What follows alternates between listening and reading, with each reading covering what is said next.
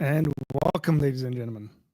You might be in a little bit of shock right now.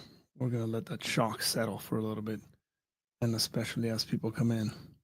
It's okay. It is okay. You'll get used to it. Man, I have been absent for, just haven't streamed, haven't really posted much. Combination of stuff. We'll leave it there. But I hope that you are doing well.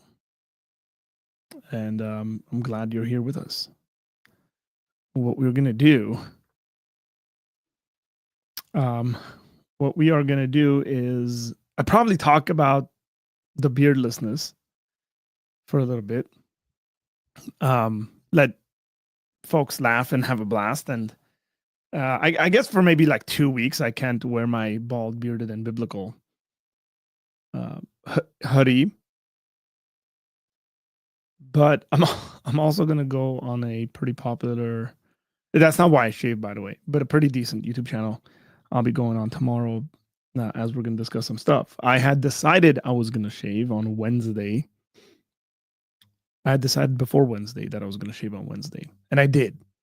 And I recorded because I wanted to shave and record my 1-year-old's reaction, and I recorded it. And it is as every bit amazing as I expected it to be. I expected it to be like that. But I was not guaranteed that because I've done this with all of my children. I've grown out a beard, and then I've shaved my beard and then watched their reactions. And it, in a weird way, my boys haven't really reacted very much to me. They kind of like laughed. My third boy didn't really react. My firstborn kind of laughed at me. My daughter, my secondborn, I have that one on video. It's phenomenal, her reaction. As a matter of fact, that video's been sold. It's in a Lad Bible video. About 9 years ago. And with my 1-year-old, it was phenomenal. She was terrified and cried and wouldn't come to it. It took about 2 hours to get it settled with her for her to be okay. And then even this morning when we woke up and she woke up and she's kind of like looking at me like, what do I do with this? Who is this guy? But it was phenomenal. Yeah, the slow realization that it's possibly a different person. Like, who is this guy?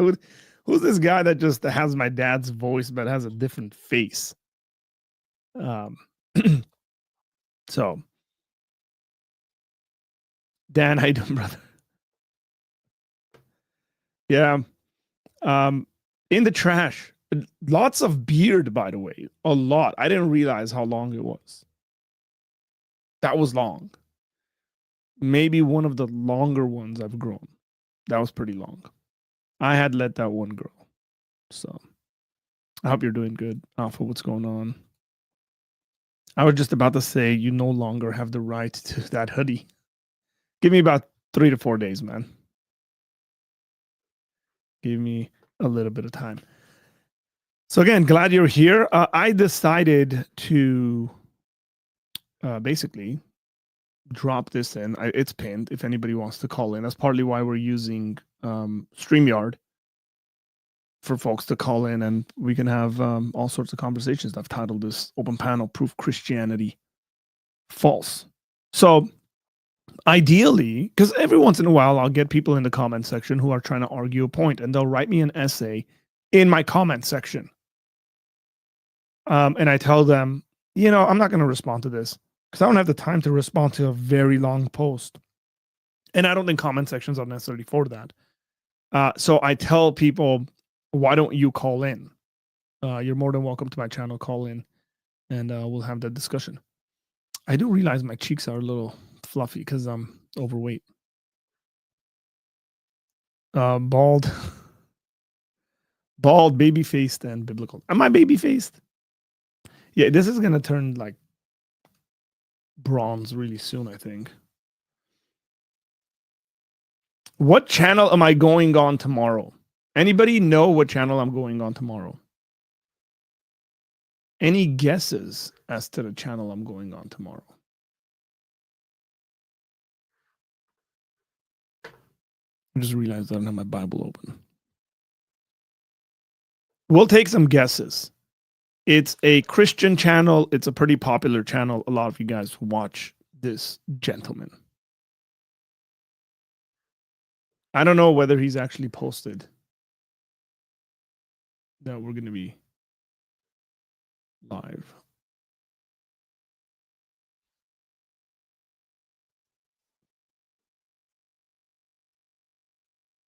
I mean, some of you guys should know because I announced it the other day on Radar's channel.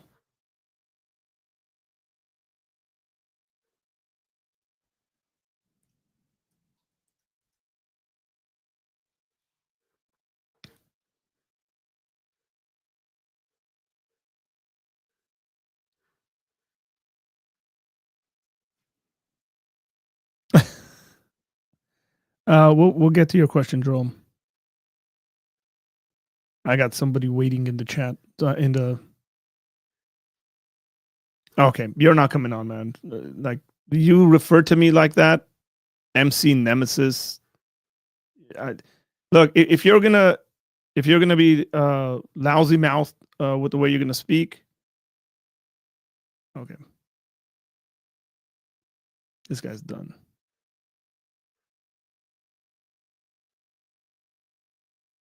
There's a guy waiting in the back, and the way he, the way he said "What's up" was just no, I'm not gonna tolerate that. Man, you guys need to seriously get a life. I'm with you, Caleb. I got you. Yeah. What's up? How you doing? Mike Winger or Ruslan? No. Mike Winger would be cool. Been on Ruslan. Probably will be on Ruslan sometime soon, but no. It's not JP, not Sam, not God. You can't just like none of those actually. It can't be on. So I'm gonna go on with Corey Minor from the Smart Christian channel.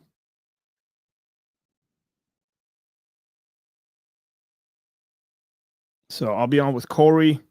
We've been talking for some time. We're gonna react to some stuff. So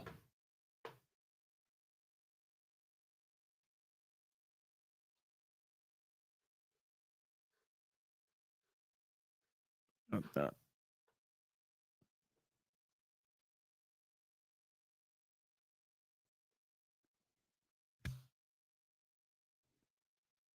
Oh yeah. Looking at like that's exciting. That's really cool. Really looking forward to having a conversation with Corey about some important subjects.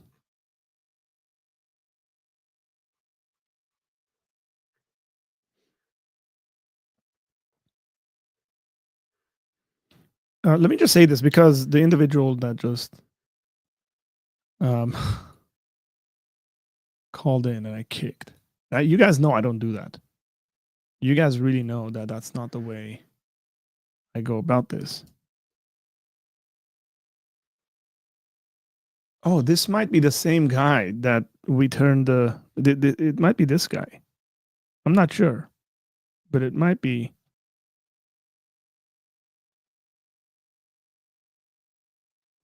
You guys hear that? Let me know if you guys heard that. I think it might be that guy.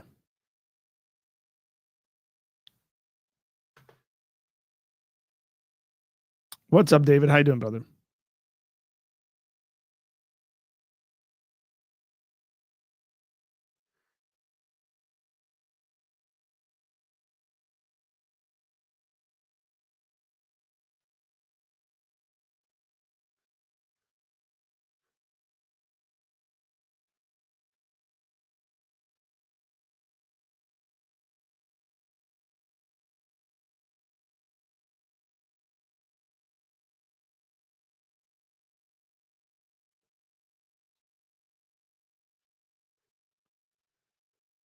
Okay. What up, Kevin? How you doing, man? Connor, what's up? When doing apologetics with atheists, do you prefer to make arguments from divine generally for the divine generally, or more specific ones to do with the Bible historical proof? Good question. I prefer to answer people's questions. So that's what my preference is. What are the people? Who the person I'm having a conversation with? What are they actually interested in? Now, if they are an atheist, I personally don't think it makes sense for me to jump into historical proofs that have to do with the Bible and things of that sort, predominantly because they might not be necessarily open, what I would say epistemically open, right? To have those kinds of conversations. There might be too many defense walls that I would have to cross to get to a conversation about the historical proofs. So, yeah, I think having a conversation about the divine generally, like, is there a God? What kind of a God would this God be if there were a God? So you're kind of um, dealing. Sometimes you're dealing in the probability or possibility realms before you get into the reality. So if God were to exist, what kind of a God would exist? Um, what do we mean when we talk about, say, a maximally great being or the greatest conceivable being, as the ontological argument goes? So once I feel comfortable or we've gotten somewhere with that individual on those conversations, then we can have conversations as to, like, divine revelation. All religions claim divine revelation. Everybody's got a holy book. Everybody's got a prophet. Everybody claims divine inspiration. And so I want to have conversations about that. And maybe those are moments where you get into, I prefer just to speak about the resurrection of Jesus, because I think the rest kind of logically follow, if that makes sense. If Jesus resurrected, all the other stuff is true, essentially. And so those are kind of my methodologies. Those are my methods in having conversations, specifically with atheists. I don't want to, I'm not necessarily interested, unless it's like an actual debate, you're sitting and you've picked a subject and you're dealing with it. I'm not necessarily interested in conversation sitting across an atheist who's asking me for the historical proofs of the Bible or historicity of the Bible or something. And if I give arguments, their responses are going to be things like, well, miracles aren't possible. The supernatural doesn't exist. So why am I having that conversation? I'd rather have the conversation as to whether the supernatural is possible in the first place. And then we can have the other conversations. So I think that makes the most sense. And yeah, that's the way I go about it.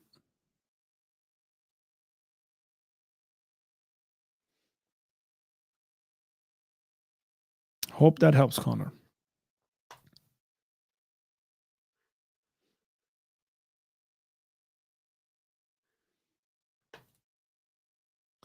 Jerome's in a conversation with some Calvinists, it seems like. Be asking me about Romans 8:29. I think I responded to this a number of videos ago, Jerome. That might have been on, actually, that conversation might have been on JP's channel, where I spoke about Romans 8:29.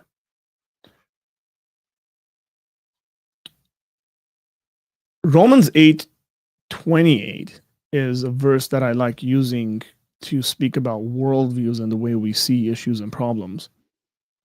That'll actually be pretty thematic to my talk at the Blessed God Summit. That's coming up.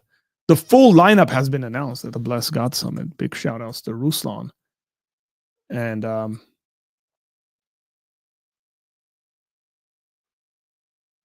so yeah, check that out. There's an online version of the conference as well now. So if you're interested, go check that out. But he posted posted some stuff about it. So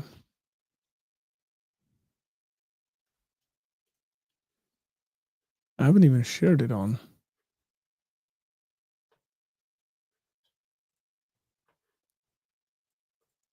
Shared it on Instagram. Yeah. So check that out. So I like speaking about Romans 28 from that kind of a perspective, and I think it's helpful. Romans 8:29 says, "For those whom he foreknew, he also predestined to be conformed to the image of his son, in order that he might be the firstborn among many brothers." I think that text is very clearly talking about sanctification. For those whom he foreknew, and I don't think foreknowledge is in conflict with free will, so I'm okay with that. And I have no problem saying that God has predestined all believers, and those would be those who he foreknew, to be conformed into the image of his son. So all believers will be conformed into the image of Jesus Christ. And then it gives us a purpose statement in order that he might be the firstborn among many brothers. So that's my take on uh, Romans 8:29, simply put. And then when it says, and those whom he predestined, I would say in verse 30, those whom he predestined would go along the lines of predestined to be conformed into, because that's the immediate context, predestined to be conformed into the image of Christ. So that's the sanctification predestination. So those whom he predestined, he also called, and those whom he called, he justified. Those whom he justified, he also glorified. So I don't think this text is actually the strongest of evidence for, say, a Reformed Calvinist interpretation, because I think contextually I can explain this text as being one about sanctification and Christians specifically. Let me see if I can pull this up.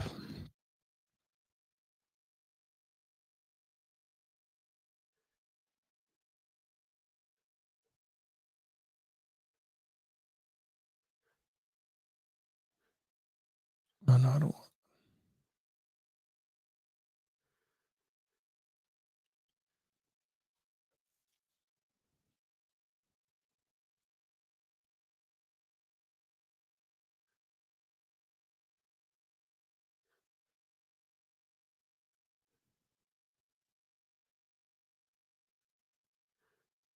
That's weird.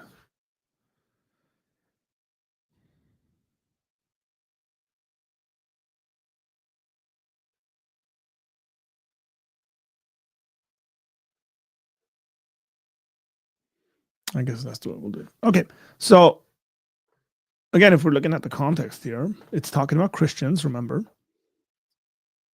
And he was, verse 28, said, he who searches hearts knows what is in the mind and the spirit, because the spirit intercedes for the saints according to the will of God. So that has Christians in mind, right? So it's the spirit that is interceding for the saints, that's all Christians, according to the will of God. And then it goes into, and we know that for those who love God, those are Christians, all things work together for good for those who are called according to his purposes. That's all Christians. And then it says, for those whom he foreknew. And the idea, the foreknowing idea here has also to do with Christians. So if I were to just make it clear, I guess, adding words in there, for those who are Christians, he also predestined to be conformed to the image of his son. And he did this in order that he might be the firstborn among many brothers. Right? And those whom he predestined to what? Salvation? No, I think in this text it has to do with the conforming into the image of son. At least in this text, I think that's what it means. And then so he predestined them to that. Amen. I believe that every single believer is predestined to a sanctification like that. I think that's just very simple biblical doctrine. And he also called them, and correct, because God calls everyone, in my opinion. And those whom he called, he also justified. Yeah, because those who responded to the call were justified. And those whom he justified, he also glorified. Amen to that. Because that is exactly what the path of every single Christian is. So I don't have issues with that being a conversation. So let's jump back in here. What's up, guys? What's going on? For those of you guys who've jumped in here and are, what's up, bro? Hi, Alexandria. Oh my gosh, Arthur saved. What's going on? Can you guys hear the soundboard? Can you guys hear this?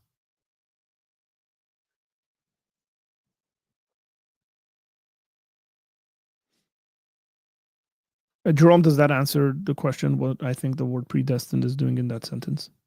Oh, you didn't hear that. Okay, let me see. When I turn on StreamYard, I gotta mess around with my audio settings. So let me know when you hear it. Okay.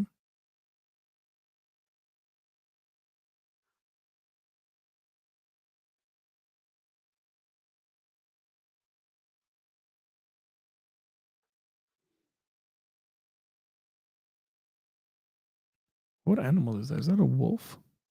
What is that?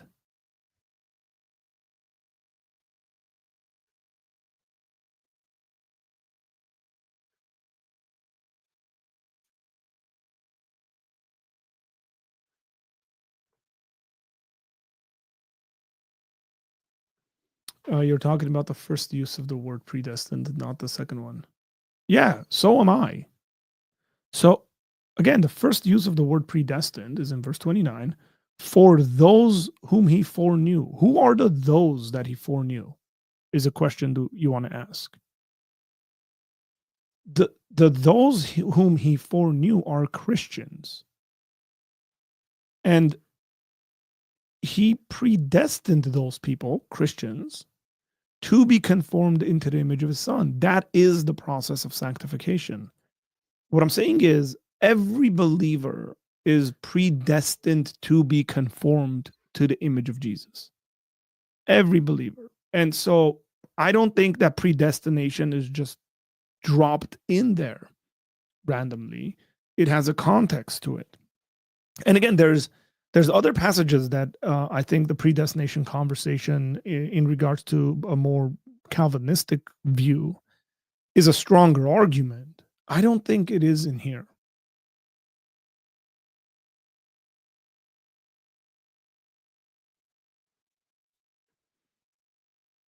It is a wolf. I would say chapter 8 is better for perseverance in verse 37. Yeah, but okay, so 38, verse 38. Yeah, I would say the thought pattern in 38 is different. As a matter of fact, you'll see that in your Bibles, the way it's separated. I don't, that's fine. You can have that conversation, but I think the whole context from verse 18, because it has to do with the suffering of Christians. I mean, look at verse 18. For I consider that the sufferings of this present time are not worth comparing with the glory that is to be revealed to us. For the creation awaits with eager longing for the revealing of the sons of God. That is about Christians. It's the suffering Christians go through. That's fundamentally what's going on. That's the context. It ends with that kind of a context in like, hey, don't forget that the suffering we're going through, we will be like, it's incomparable to the glory we're going to share, which is the last word in the entire section is glorified, because those who've been justified will be glorified. Remember, those who've been justified are also individuals who are being sanctified into the image of Jesus, are predestined to be sanctified into that. Um, and so their present sufferings ought to be compared to that, if that makes sense. Thank you, Pedros. I appreciate that.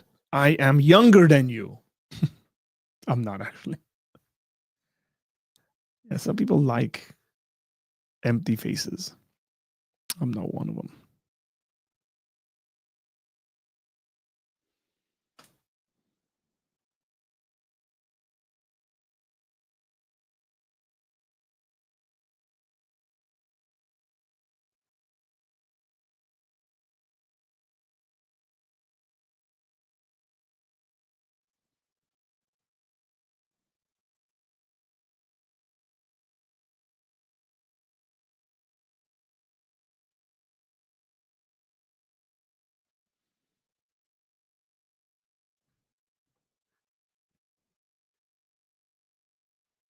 Young is relative, I guess.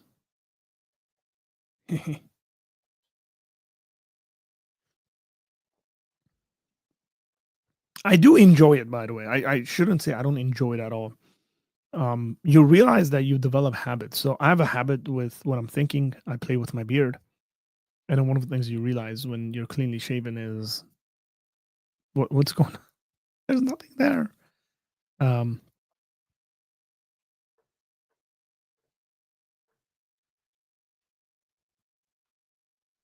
so none of you guys told me if you guys heard this.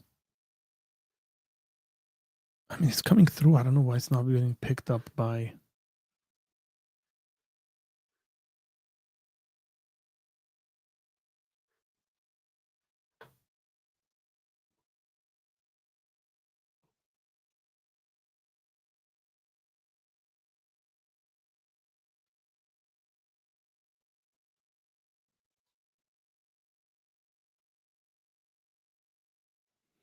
Any beard jokes get you?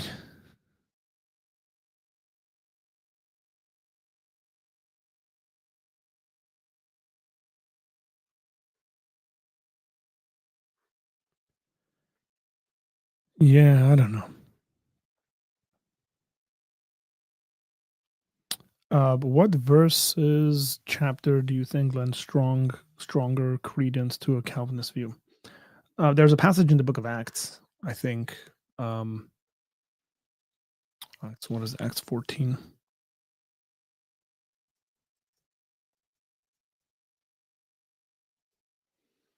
Acts 13:48. I think this is probably the strongest passage. I'll tell you why. Let me pull it up.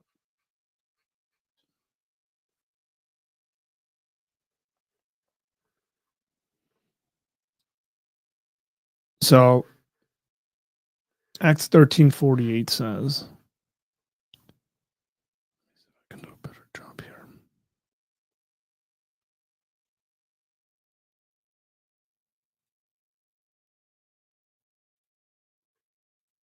There we are. So it says, and when the Gentiles, so there's evangelism going on, and these are non-believers. So it says, when the Gentiles heard this, they began rejoicing and glorifying the word of the Lord. And as many as were appointed to eternal life believed. That passage right there, and as many as were appointed to eternal life believed.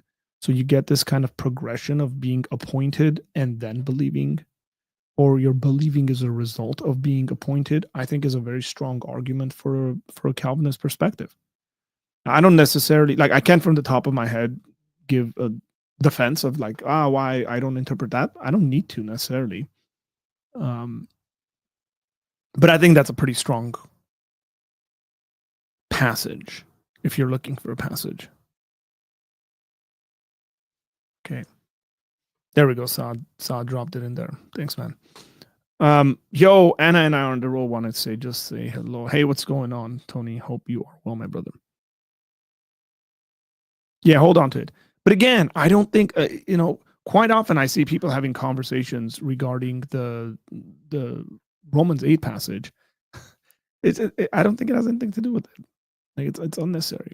By the way, big shout out to I think I didn't give a shout out to JP who was in here. I don't know if he's still in here. I thought I saw a comment. Yeah, oh here he is.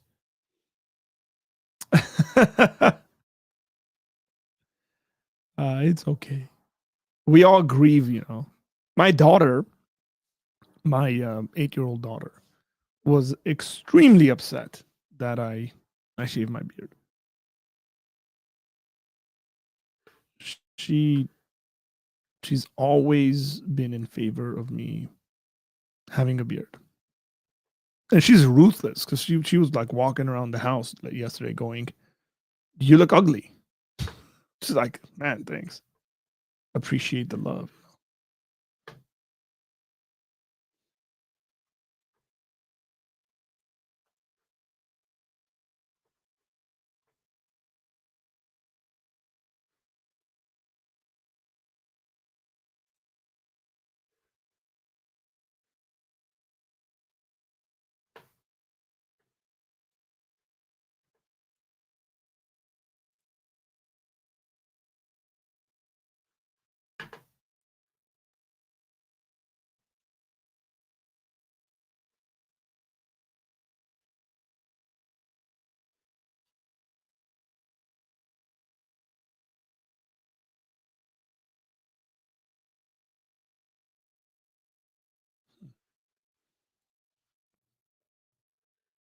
Multitasking here, guys.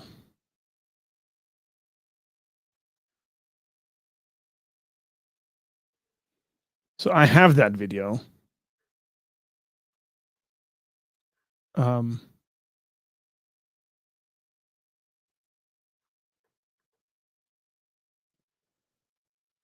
from yesterday with my daughter reacting. Some people have seen it.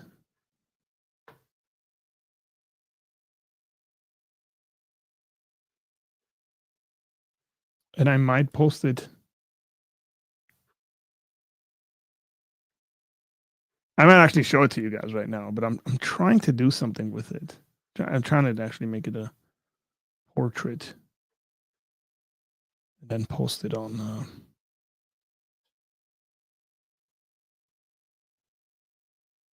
as a short because it's about 50 something seconds. And I think it's hilarious. Yeah, that's what everything what he says, man.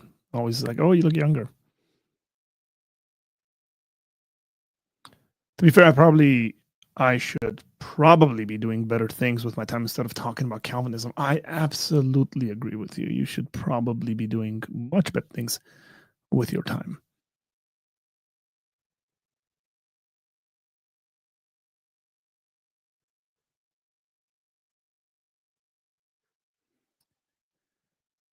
I'm keeping an eye on Liverpool. I got them. I got them. There's that Everton game.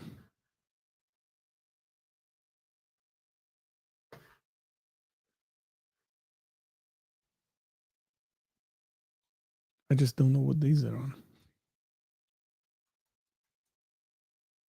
I should say our fantasy league has been phenomenal this season. Jerome's in first place again.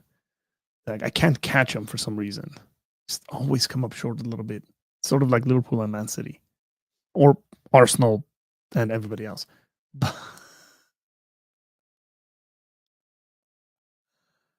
um, February 16th. Yeah, we're playing. We're playing Saturday. No, no, no. No, we're playing.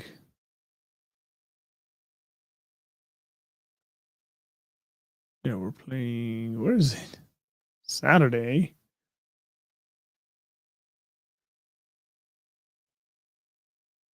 Playing on the 12th. Oh, 12th and 16th. There we go. Yeah.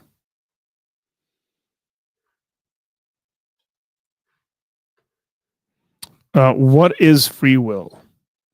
Free will, I would say, is the ability to do otherwise. It's a very simple one.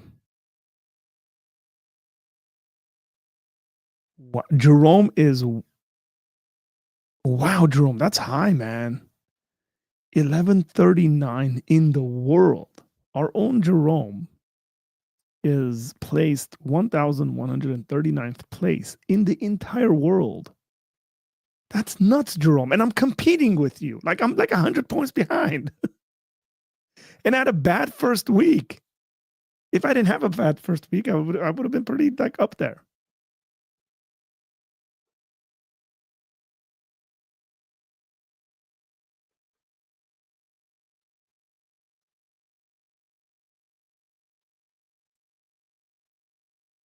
I was thinking about my previous question and decided that it was a bad question because it made bad assumptions. Better question. Yeah, I mean, it's okay to realize that you have assumptions in your question. So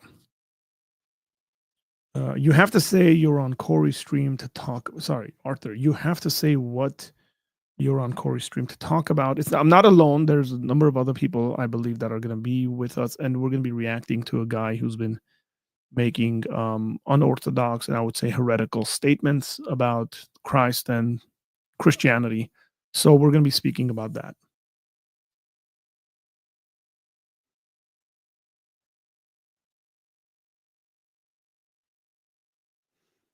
Red guards coming up.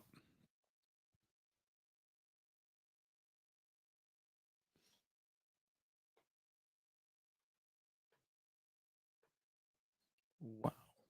That's phenomenal. Wait, no, there's 11 million people that play that app. I'm not bad. That's pretty good. No. We're not having like the theology conversations.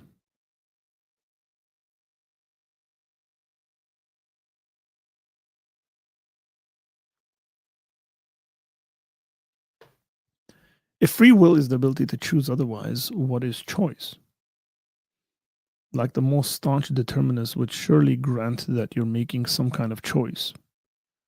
Just that you make them with context. No, that they won't. They actually wouldn't give you agency. That's why they're determinists. They would say the reason for the choice. So the conversation is not about the choice being made. The conversation is about um, the reason for it. And notice I said it is the ability. It is the free ability, you could add even. But it's the ability to make a decision between two things or to make a choice between two things. The determinists will tell me that there are, whether theological ones or non-theological ones, would grant me the choice, but they will say that I didn't make that choice necessarily. It was pre-made for me either by a divine cause or it was pre-made for me by circumstances, genetics, X, Y, and Z. And I'm willing to afford a number of those things. I think quite often people's conversations about free will, people talk past each other. They're actually confusing. They're confusing essentially nature. I think like they'll say, "Can you do this?" And it's like it's beyond, say, human nature to do that thing. It has nothing to do with choice. It has to do with nature.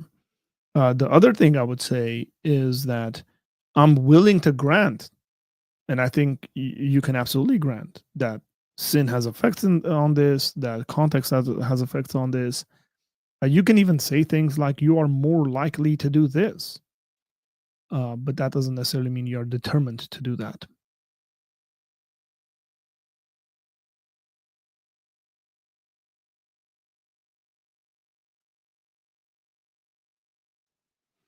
Um,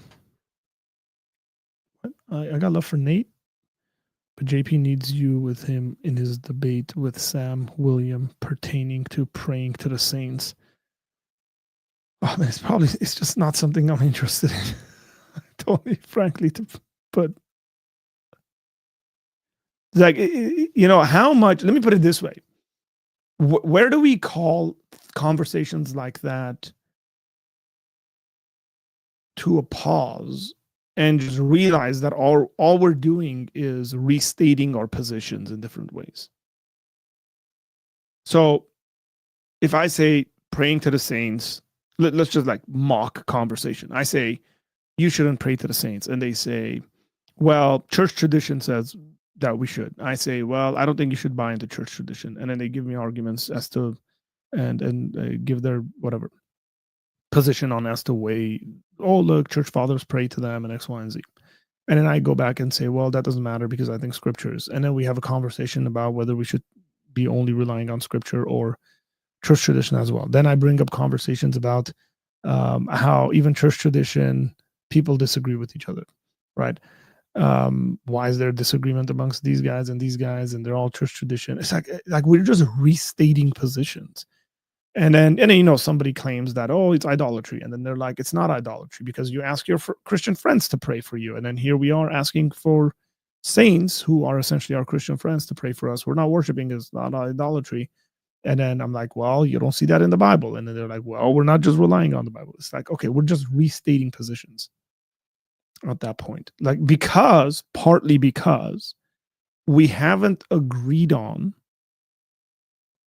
a set board where we can appeal to. Because if I just appeal to scripture and they appeal to scripture, and I'm, whoever it may be, they're going to appeal to scripture and plus some, and then it's not the same agreed upon board. I can just deny the other stuff they're appealing to. And then when I appeal to scripture, they'll be like, cool, yeah, we don't see it in scripture, but we have this other thing. So, yeah, I don't know how helpful someone of my personality and demeanor would be in those conversations. I would just be utterly boring, I think, in those kinds of conversations, if that makes sense.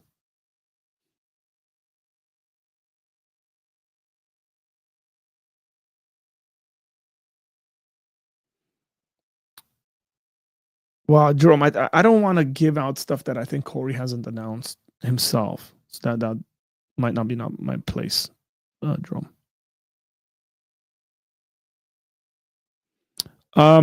No, I think it should be a pretty decently friendly time for you, Jerome. I think, let me give you the time exactly. Tomorrow's stream, and I'll post about this once it's set up, but tomorrow's stream is going to be 1:30 my time. So 1:30 p.m. on the West Coast. So around the same time that right now.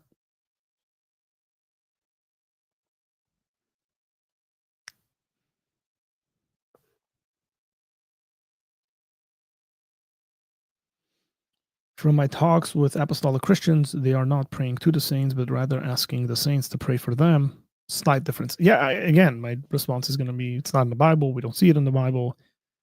You get all these references about how we ought to pray for one another, and then asking each other to pray for us, and then making a leap from that as to we can do that with dead people without any, especially as important of a doctrine.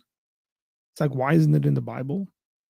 Where Paul goes, I mean, surely Paul or Peter or one of those guys would have been aware of this if it's a doctrine that they taught in the apostolic sense. With apostolic succession, it would have made sense for Paul to say things like, I offered or I beseeched X person, name fill in the blank, for us on this issue on our behalf. Like, it's the way he greets people, and we don't get one line about it. We get all this stuff afterwards. So those are sorts of some of my kind of responses to that kind of a conversation. Like, we don't even get one line.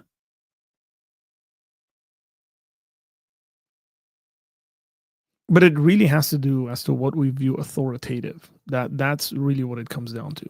What is authoritative to Christian life and practice?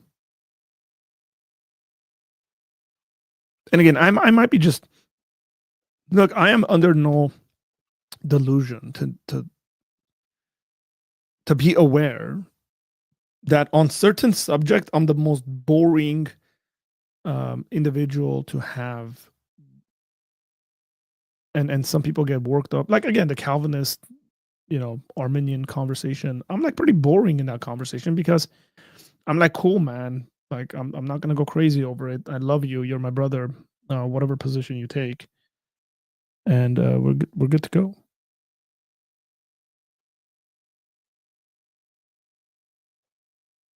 So again, internet clickability, not very exciting.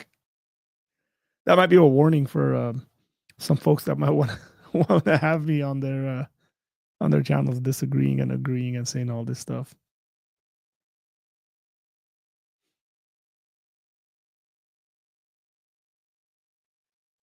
Oh no, stop it.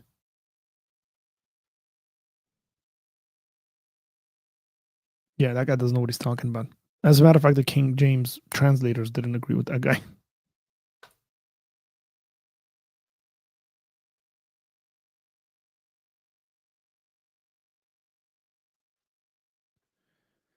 For free will, if we're making free choice, how? Like, if we said, what are the sorts of things that make free decisions?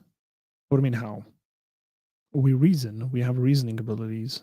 We are, like I said, the sort of things that make free decisions. Like I said, we're using this process. It seems like a determinist would claim to be able to predict the outcome. Well, it's not about predictability. It's about guarantee.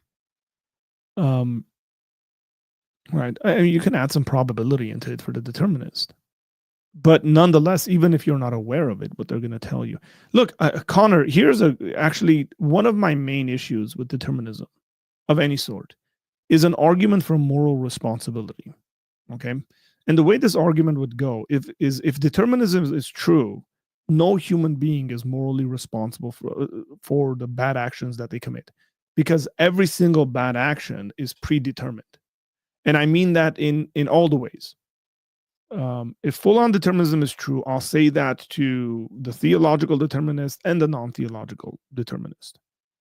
We cannot punish people, or God cannot punish people, or it would be unjust for God. I'm even open to saying it like that, to punish people for the wrongs and the evils that human beings have done, considering they didn't have the ability to do otherwise. This is an argument from moral responsibility against determinism. I think it's a fair argument. I think it's a strong argument, because intuitively we know that we ought to punish people who do wrong, because intuitively we understand that they could have done otherwise. The murderer who murdered someone could have prevented himself or herself from doing that action to that individual. And because they didn't, we ought to punish them. But if they couldn't, then we ought not punish them. For the same reason, you don't really punish people. Say, suppose someone has a severe mental handicap, and I don't know. Actually, let me give you an example. Suppose someone has Tourette's, right? And as a result of Tourette's, they just cuss. I would not get upset with someone. I don't like cussing. I don't like it when people cuss around me. Like, we have those conversations with my children. Let's just put it even like, if I were telling my kids, you shouldn't and cuss, it's wrong, you shouldn't do it. And then somebody has Tourette's, say one of my children, one of my other children has Tourette's, and they cussed, I wouldn't get upset at them, because I realize they don't necessarily have control over it.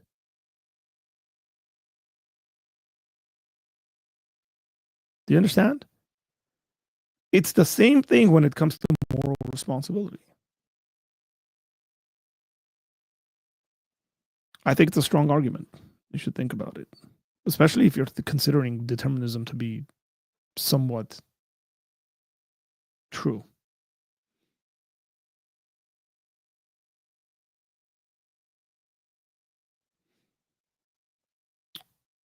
The guy that I just spoke about is perfectly fine with giving people NIVs to read despite having that view. It seems he's pretty inconsistent. And when asked why this happens, he says that the KJV is hard to read. Okay, he's pretty inconsistent. Like Jerome.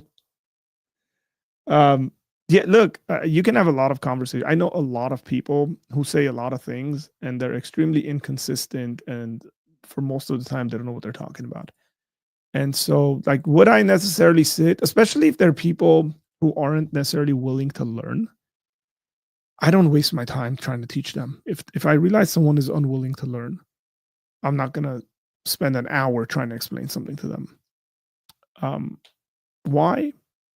Because there are individuals around me that actually care for my attention, care for my wisdom, care for my knowledge on certain things. And so I don't know. Some of it might just be because I'm not 21 years old with all the time on my hands. Like, frankly, if I sat down next to that guy and I try to explain to him in like 15 to 20 minutes that the way he's living his life and his beliefs are at odds with one another, and he has a cognitive dissonance, and he's trying to argue with me, I'd be like, bro, I'm wasting my time. I'll get up and leave. It's like, let's just not talk about this. Like, fine, go live your life. We'll talk to me in like 20 years. One of the things I've realized, Tony saying amen. One of the things I've realized over the years is that I'll say stuff to people, and then like 8 years later, they'll come to me and they'll be like, bro, did you see like this and that happened? And I'm like, yeah, I told you 8 years ago that this and that would happen. Like, yeah, but no, this, and they're trying to justify it. I'm like, bro, like, why are you trying to justify it? I told you very clearly what was going to happen.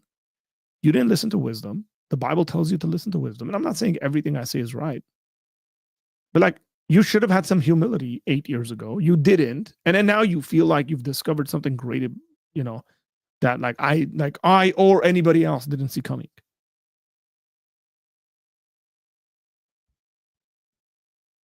just have some humility, have some wisdom, listen to other people who know better. That's probably going to be good for you. I mean, I can sit here and quote passages up and down from the Bible that's a good way to live your life. And so if I come across people I realize they're just, like, I don't mind having conversations with knowledgeable individuals, right? And I respect those kinds of discourse because they're knowledgeable individuals. But if I'm having a conversation with someone, it's very obviously the case they don't know what they're talking about, but they're trying to argue for a position that's really wildly out there. Like, well, there's a lot simpler stuff you should know than whatever you're trying to argue for.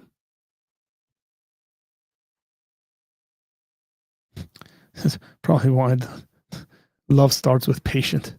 As you get older, you struggle more and more. Yeah, it's not necessarily impatience. Okay, and because I consider myself to be pretty patient, it's that I've realized, Tony, that, and you've seen this, you've probably seen this in yourself and others around you, because I have, that some of us are very knuckleheaded and we gotta, run into a brick wall to learn that what we're doing is wrong. And I've realized there's people out there that I can spend hours, and I've sat with people for hours and hours and hours on end. And then they've done exactly what I was telling them not to do after all that stuff. And I go, wow. Like, all that stuff, you went and did it anyways. And then so you realize that's a certain kind of personality, that's a certain kind of thing. And, you start picking up on it really quickly. And it's not because I'm impatient, is because I realize some people are going to learn it the hard way. And I sort of go, cool, have it your way. Go learn it the hard way. You're not wise. You don't do what the Bible tells you to do, which is learn from the mistakes of others, which is to learn from other wise people. And so you're going to be a fool. And if God's going to allow you to be a fool, who am I to stand in the way of your foolishness?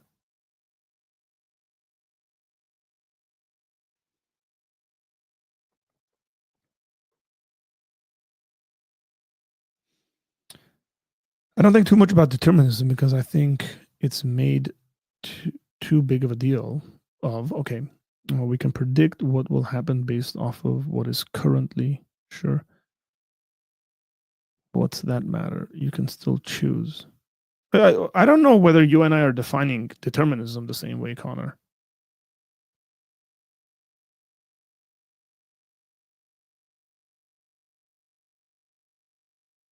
Similarly, I do not particularly care about whether or not a murderer had the capacity to do something else.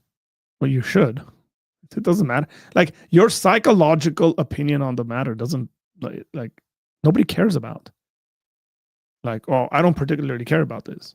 You would if somebody had stolen all your stuff or murdered a family member of yours. You absolutely would.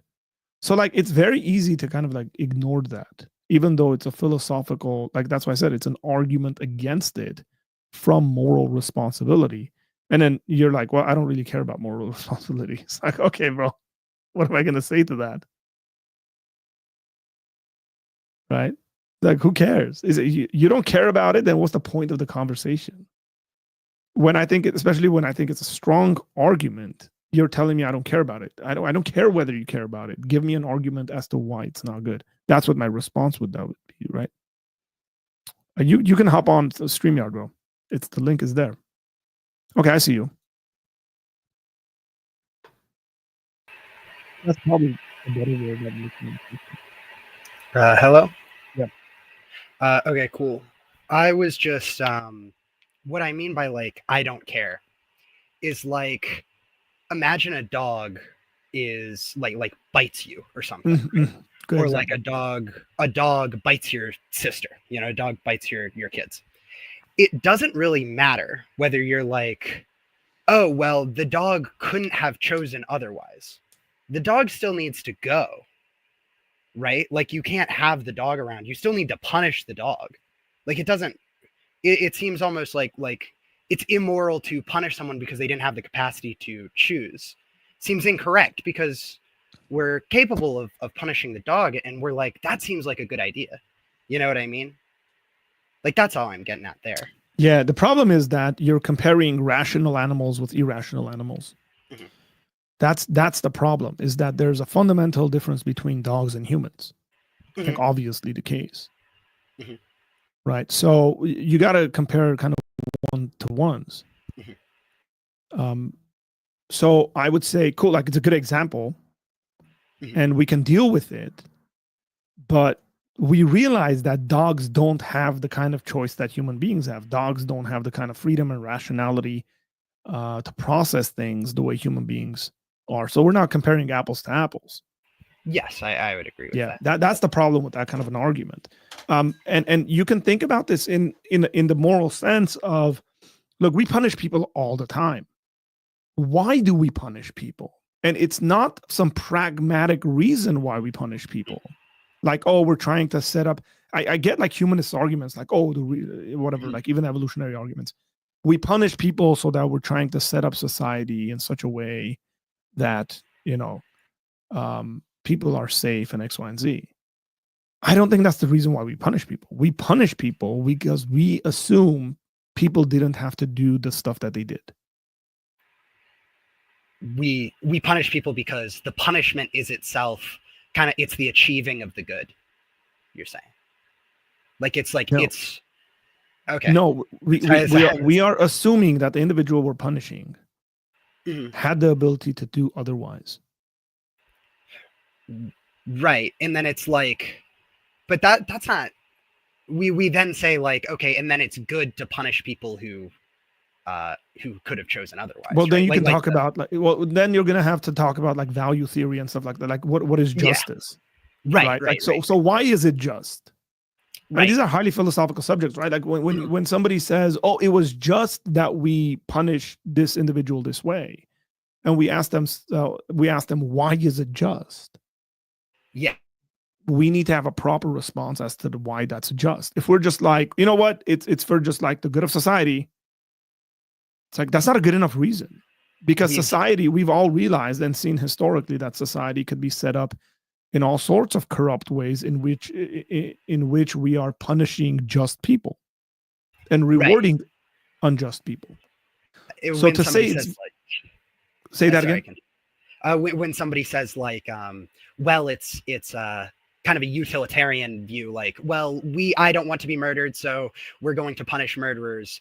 It's like, without making a moral stance. It's like, well, cool, you've said that, but you've just sidestepped the moral question that I'm asking you about, which is exactly the question I'm more interested in, is this moral one, not this utilitarian one. So what you would say about, like, the dog thing, that the dog example that I gave, is you're like, well, yeah, that's a utilitarian reason to punish a dog. It's not as applicable to humans, because when we punish humans, we're not, or at least the purview.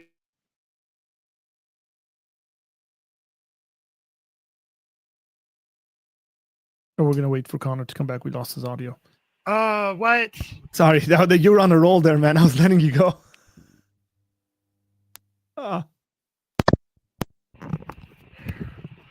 Is here, let me fix it. You're on a good roll too, man. Yeah, can you hear me? Yeah. Oh, you can? Okay, cool. Now I can, yeah. Okay, wonderful. I was saying, what was the last thing I said? You said it's something like the purview of the purview of the conversation is not about whether or not it is utility. It has utility to punish these people. It is about whether or not it is moral to do so. And then we're taking it as given ahead of time that it is moral to punish people who had the capacity to choose not to do an evil had the capacity to do an evil action and then decided not to. Correct.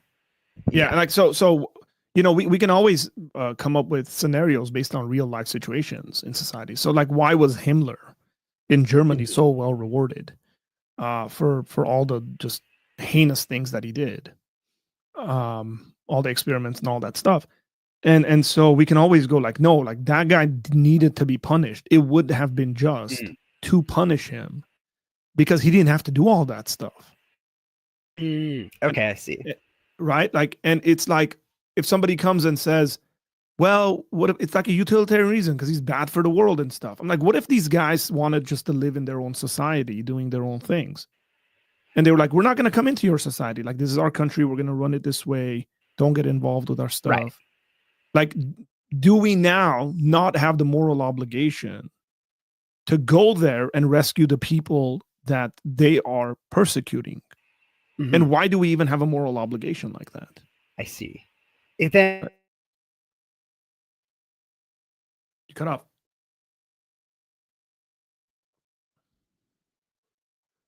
I'm trying to look at like the little mic indicator here. But the for this, can we say that like the moral indication, or rather, for the dog example, we said like, okay, this is a utilitarian thing, not a moral thing.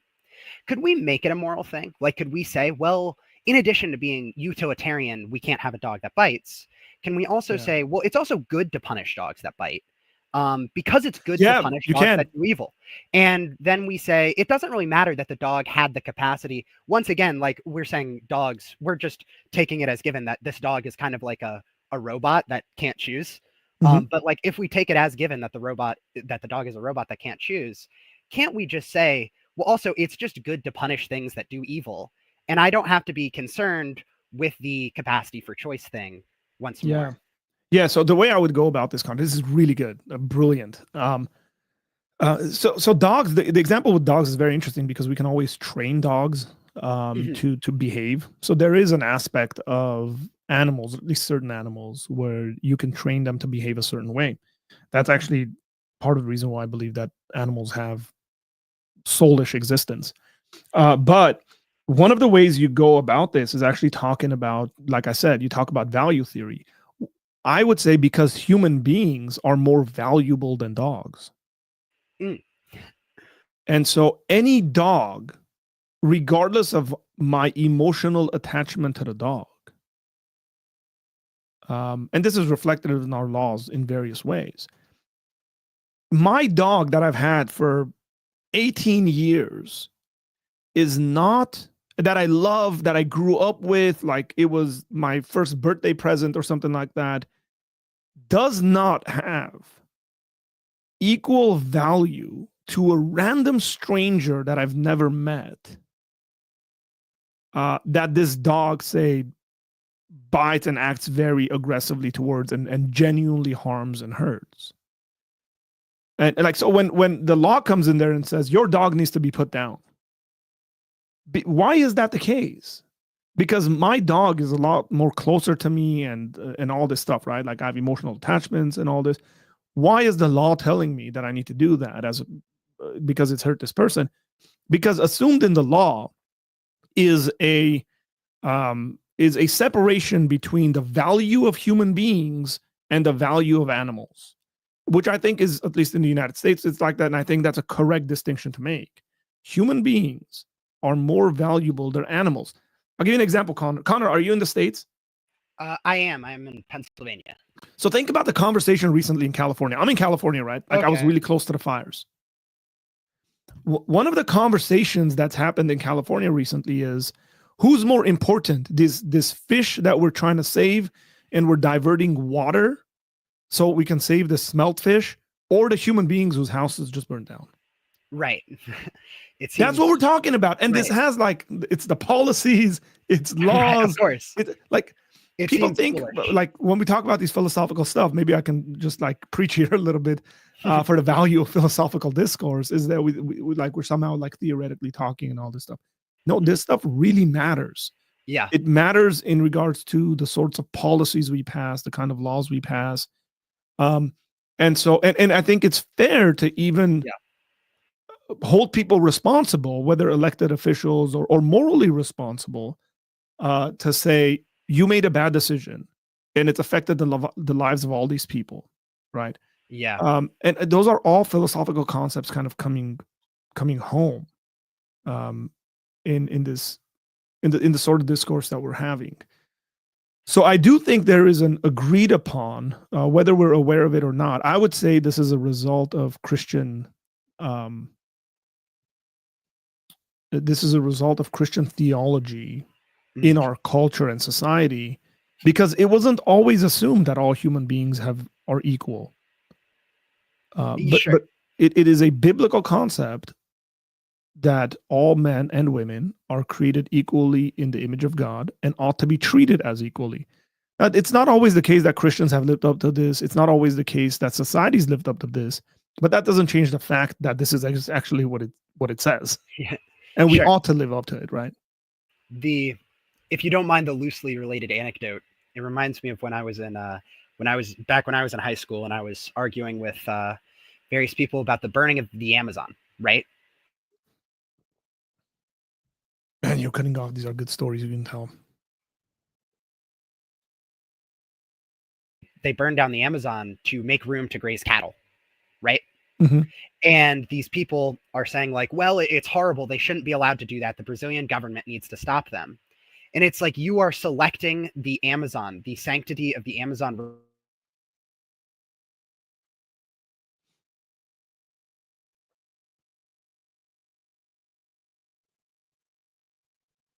I've lost you, Connor.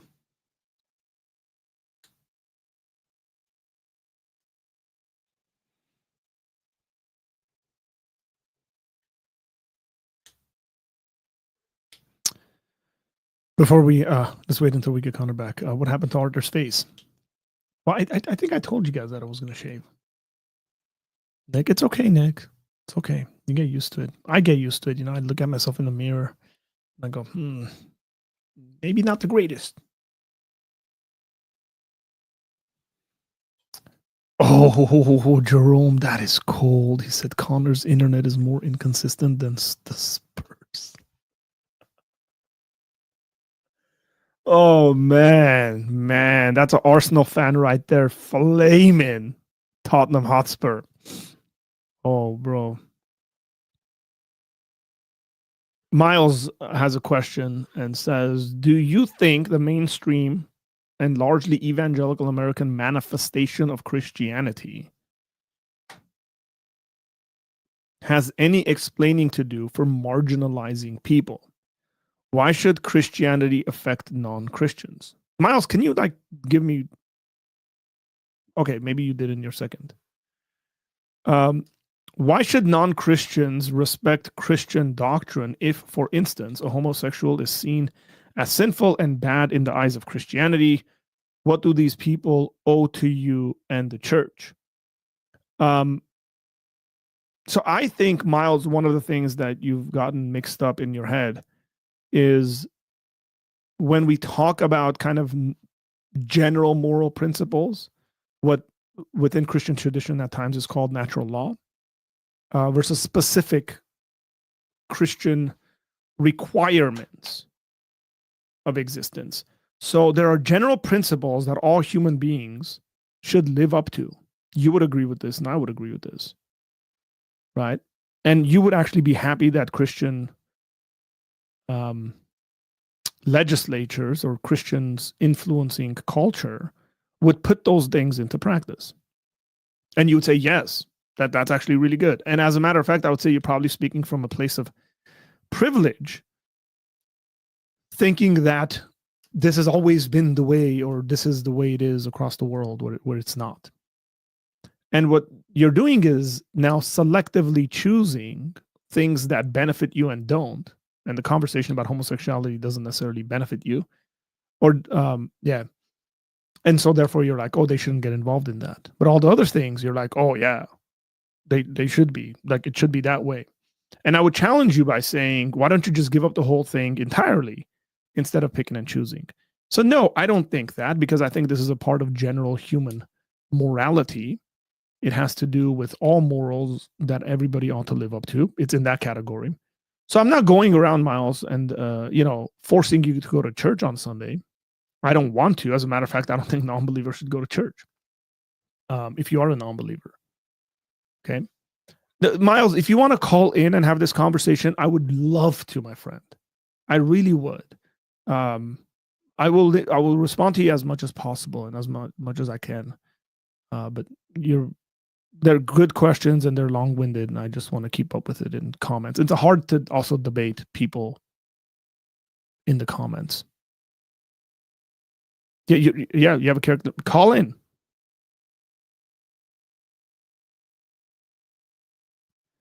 My college Wi-Fi decided to act a fool. Very unfortunate. It is. That was a phenomenal. Great questions, man. Connor, are you studying philosophy?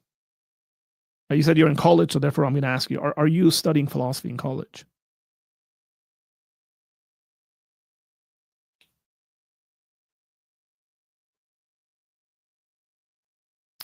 What's up, brother? What's the number? There's a link, my friend. There's a link that's pinned in the comment section. Computer science. You have a bright mind, man. I don't know. I can guess as to how old you are, but you have a very bright mind. Keep that up.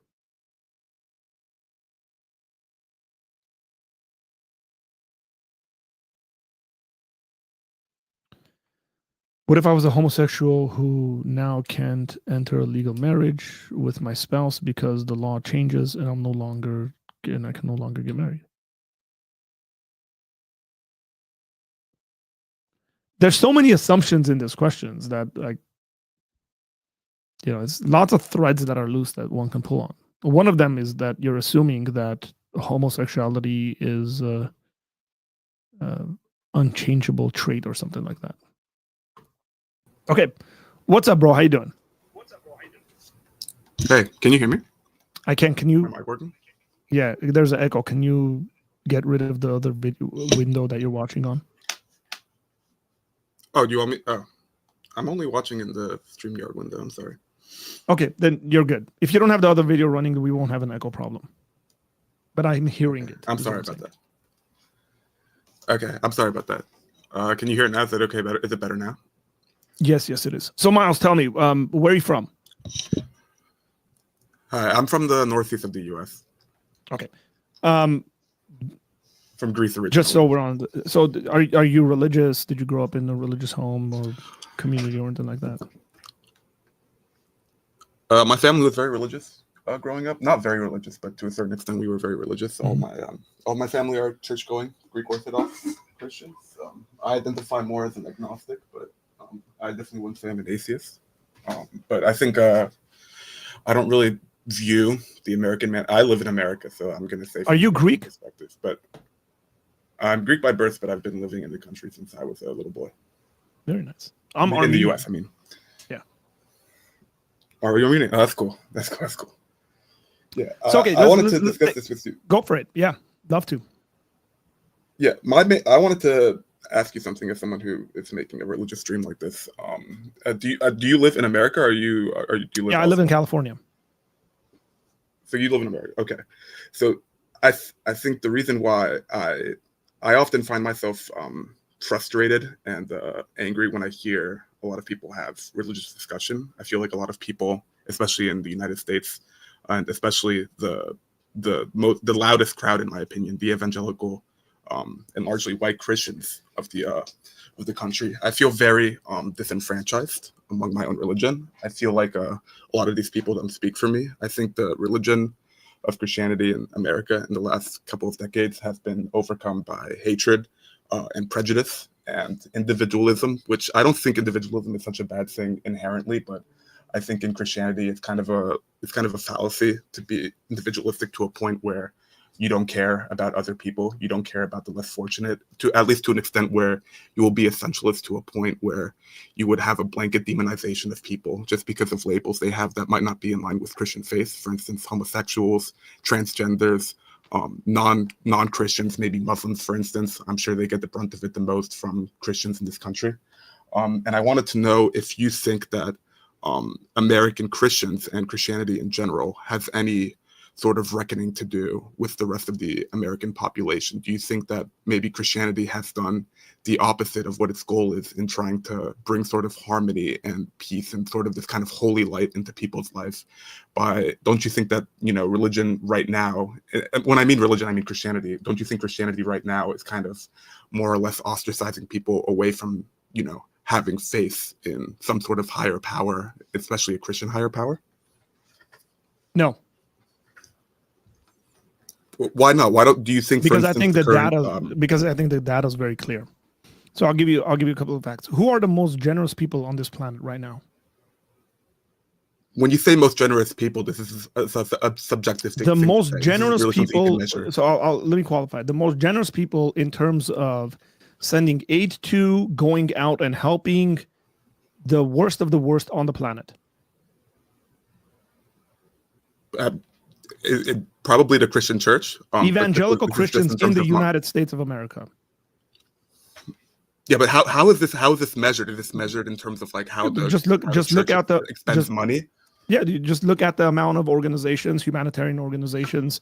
Yeah, but you can. orphanages, Yeah, but someone hospitals. can question the morality of these kind of organizations. For instance, anti-gay and like conversion therapy camps, I'm sure Yeah. kind of fall into this kind of value, and they would. I would make the argument that these damage individuals' lives and families' lives more than they offer. You know, help. it's funny because So how do you measure the objective good of these kind of organizations? that they're actually helping people. So what do you believe is helping people? Do you believe helping people is just putting people into the faith regardless of whether or not, regardless of their I background, said nothing about regardless of helping people get into the faith. I was talking about humanitarian help to people. humanitarian help to people? But what does humanitarian help to you also look like stuff like conversion therapy, stuff like this? Do you think that that's a big problem in the church? Because I'm sure a lot of people. No, I don't think it's a big problem would include something in the like that in church. I don't think it's a big problem in the church. When you say it's not a big problem, do you say that because you believe in conversion therapy, or do you believe that it's kind of blown out of proportion by people who are? I think it's blown out of proportion. I have plenty of people who are same-sex attracted, who are Christians, who think it's a sin. Friends of mine. Well, are you aware that there still exist a lot of conversion therapy centers? I'm aware that there exists plenty of incorrect things. So why would you say something like when you say something like, first of all, you say that the most generous people on earth are evangelical, or in terms of like some sort of measurement of like amount of aid that they put out, that you say Christians, especially evangelical Christians in this country, are the biggest. Yeah, because you're using words like reckoning, and that the American white evangelical church is like just like the worst thing to ever come around. And I'm just telling you that's just not true. I never said it was the worst thing. I mean, that might be true, like if you're watching MSNBC, but that's just not true. I don't watch MSNBC. Yeah, whatever. I'm just saying, not to you directly. So we just had these crazy fires happen. Let me just give you an example. We just had these crazy fires happen here in California, really close to me, right? Okay. Do you know who's on the ground helping these people? Not the government. Sure, there's a lot of organizations. Yeah. Lots and lots and lots and lots of those same evangelical Christians that you're talking about. Caring for people, housing people, clothing people, setting up temporary homes for people. I haven't done the numbers. Okay, I can almost guarantee you. I can almost guarantee you, if we were to crunch the numbers, you'll see a vast majority of those people being Christians, evangelical Christians. Okay. I'm not saying it's bad to be a Christian. I'm a Christian myself. Okay, so you said you're like an atheist. I'm an agnostic. Okay, so how are you a Christian? Well, I grew up in the Christian church. Yeah, that doesn't make you a Christian. I put my bike in my garage. It doesn't make it a car. Well, I'm baptized. I thought that was. It doesn't matter. Yeah, so was I when I was 2. I get it. I because you grew up in a Greek context.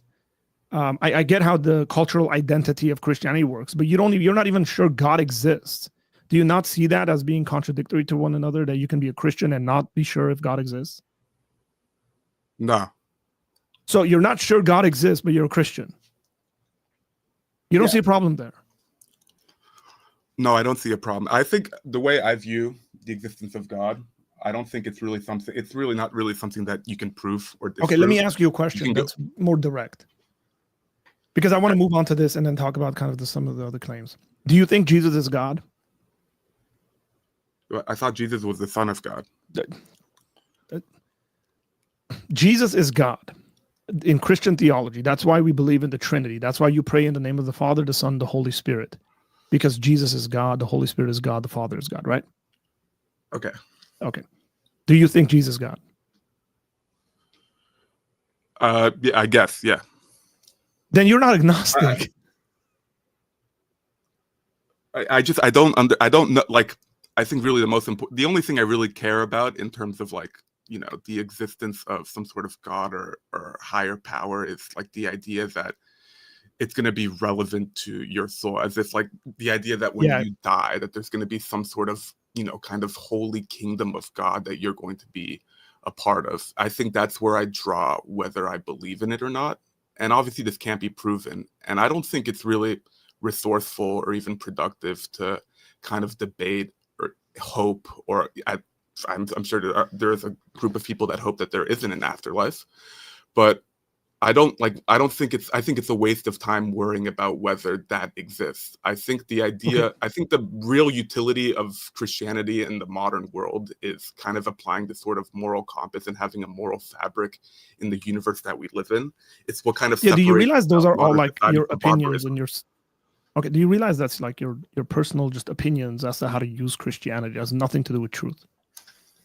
Yeah, and that's why I would say it's subjective, a subjective thing to say. So you're a relativist when it comes to religion. Yeah, and I responded this way because you responded to my question saying, who are the most generous people on the planet, which is also a very subjective question to ask someone. It's not. You can crush the numbers.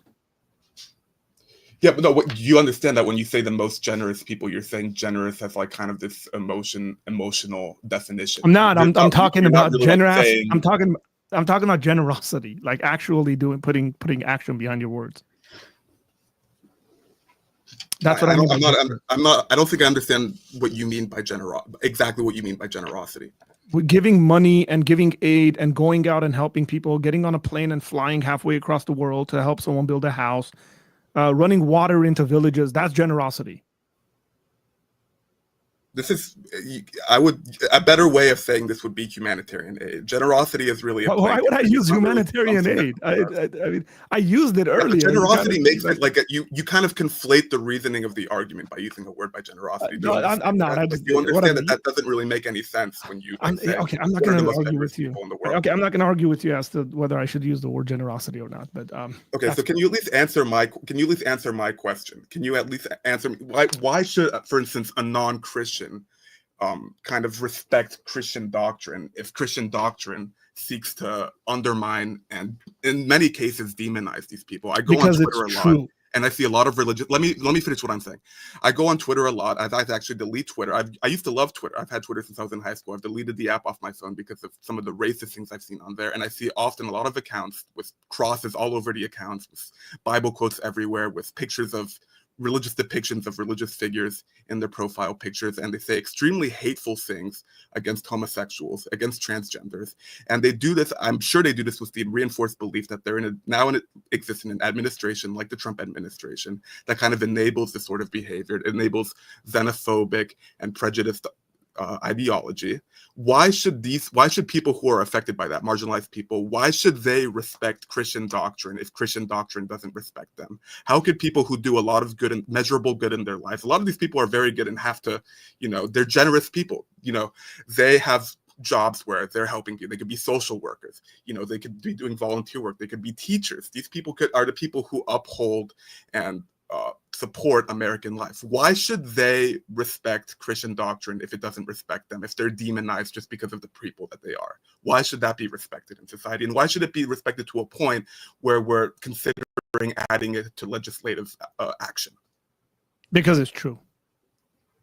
Because it's true is not, you're not really proving anything by saying because I'm not. It's true. Neither did You're you. kind of You just said it. you just listed a bunch of stuff. You're not proving anything. Yeah, but the burden of proof is on you as a Christian. The burden of proof is on you as a Christian to kind of apply this ideology. Hang on. Just stop. You made I let you talk for whatever that was. And you're asking me, why is that the case? And I think I have the prerogative to say, why is that true? Now you can ask me, can I prove that? Not going to give so why is that true? Why is that true? That's not what you're looking for. You've already made up your mind. That is what I'm looking for. Why is that true? Bro, can you let me talk? I let you talk. Answer my question or else I'm going to fucking leave. Okay. I let you speak and then I speak. You're clearly riled up about this, brother. Let me answer and then you can talk and then I can talk. Answer the fucking question. Can you watch your language, please? Because on my stream, I don't like it when people cuss. Can you do that? Answer the question or I'm going to leave. What's your question?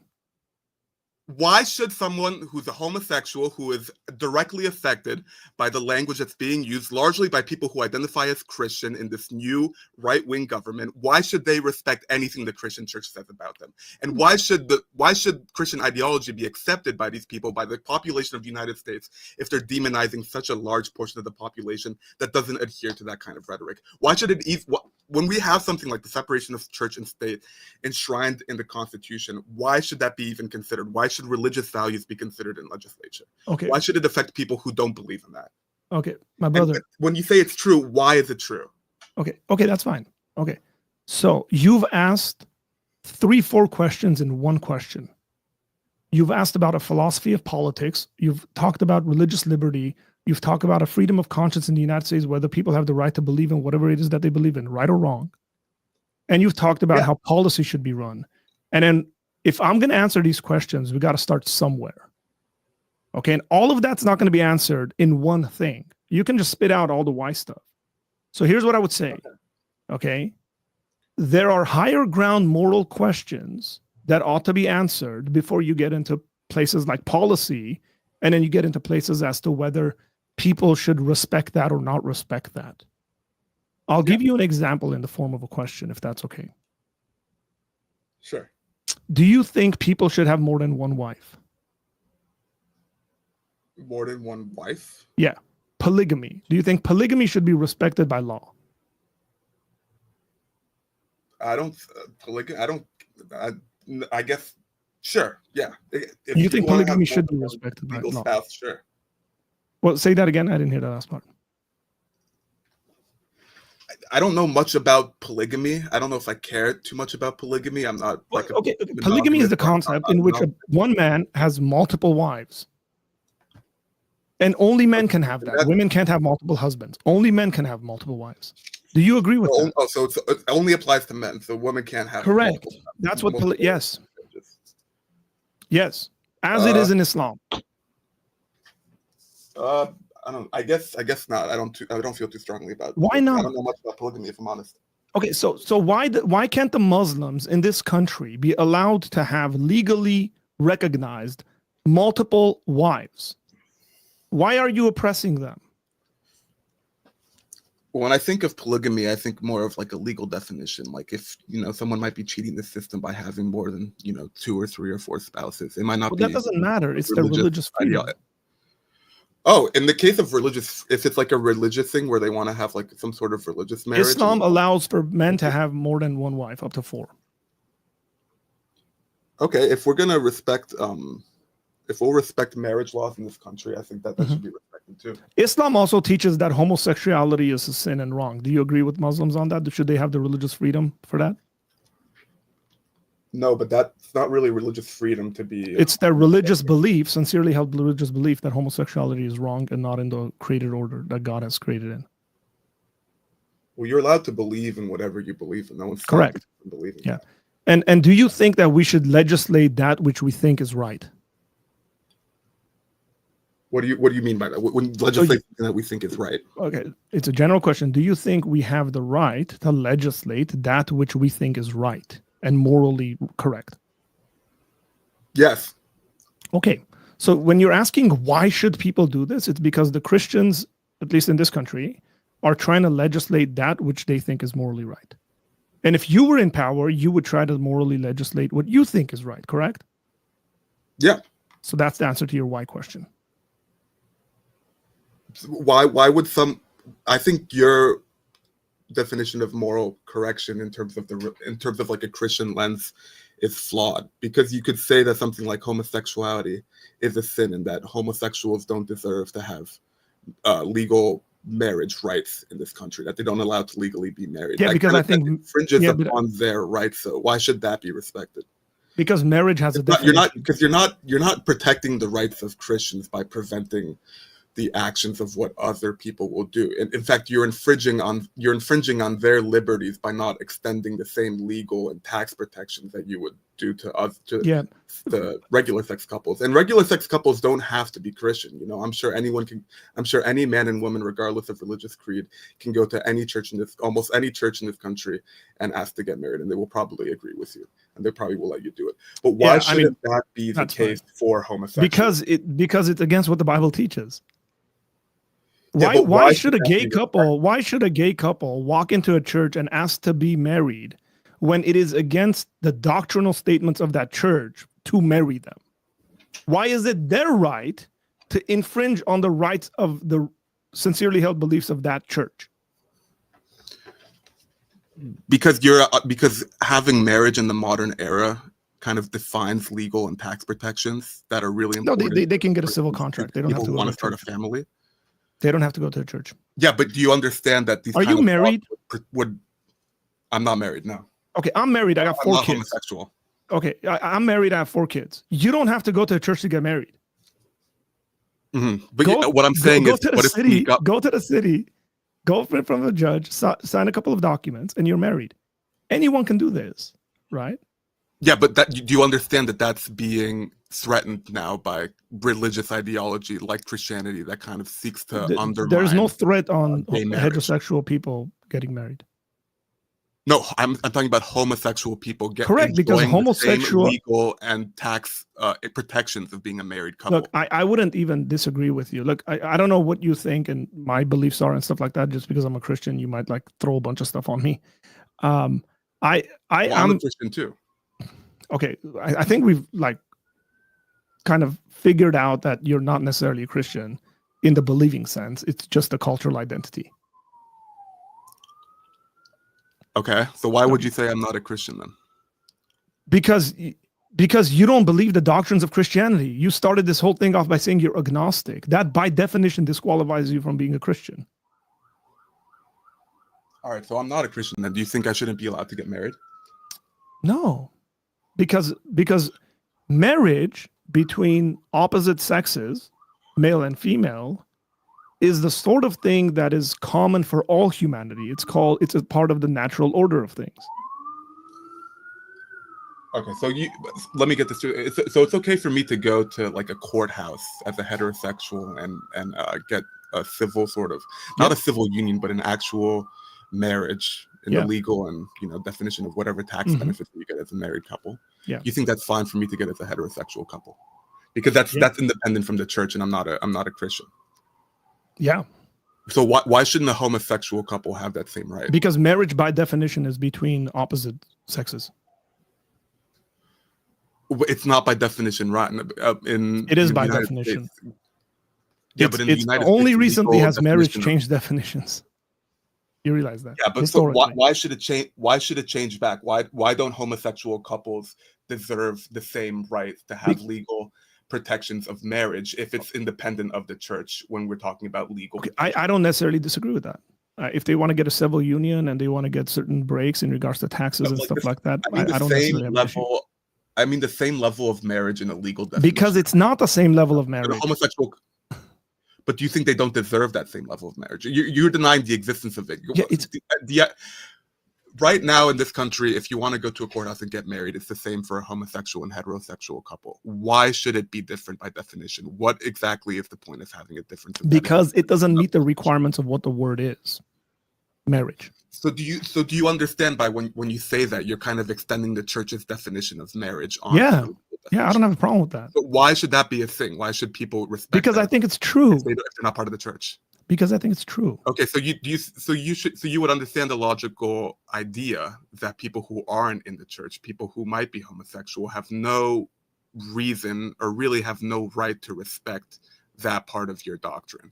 Why should that be commonly accepted in society? Yeah. Why should something that only adheres to a certain portion of the population, why should that affect everybody else? Because all laws, hang on, because all laws affect certain portions of the populations regardless. That's why I gave you the polygamy example. Because legally, how the right for 2 men to get married affects the rest. Because legally, you can't have more than one wife in the United States. And that excludes a lot of people who want to have more than one wife. So how does that affect homosexuals who just want to have one No, partner? you're not seeing the comparison I'm making here. You're asking why is it excluding homosexuals? And I'm No. telling you, law is in such a way where it excludes a lot of people, not just homosexuals. Yeah, but it doesn't right now, and that's being threatened. Of course it does. You can't have more than one wife in the United States. That's the law. No, I don't care about polygamy. Stop talking about polygamy. I'm talking about it's an example. homosexuality. Okay, my friend, it's an example. It is we're having a logical conversation. It's a different example. Okay, why would I use a different example when my example is just one? Why are you avoiding my example? I'm not. I don't think homosexuals should have the right to get married because I think homosexual marriage is a contradiction in terms because marriage is only between a man and a woman. Now, here's what you need to do. You would like to show me it's not a contradiction in terms. Well, hang on. Yeah. Show me it's not a contradiction in terms. Okay. Well, I thought that you said that the legal definition of marriage right now doesn't have anything to do with the religious definition. Yeah, because the United States Supreme Court overstepped its bounds and decided to do something it should not have done and it doesn't have the power to do, frankly speaking. How does them making legal protections for couples that they define, how does it infringe on the religious liberties of other people? It doesn't have to infringe on the religious liberties on others. That's not the only reason why we have laws. So why shouldn't they have the same protections as a straight couple? Like legal protections in terms of marriage? Is it only because you don't agree that like gay marriage is like a logical truce that you don't think that like elite? My actual position on this is that the government shouldn't have a say in marriage at all. Okay. So why do you think they should repeal the definition of marriage for homosexual couples? Because what they're doing is not marriage by definition. When you say it's not marriage by definition, that's not true because that's what marriage is in the eyes of the U.S. government. Like if you go to a court and you want to go get married, that's their definition. It's not a religious definition. Do you understand that the two are mutually? So why can't the current administration change the definition back and no longer your definition flies? Because that would infringe on the liberties of homosexual couples to enjoy the same. We infringe on the liberties of all sorts of people. Yeah, but that's not a good thing. You shouldn't do that. Of course you should. But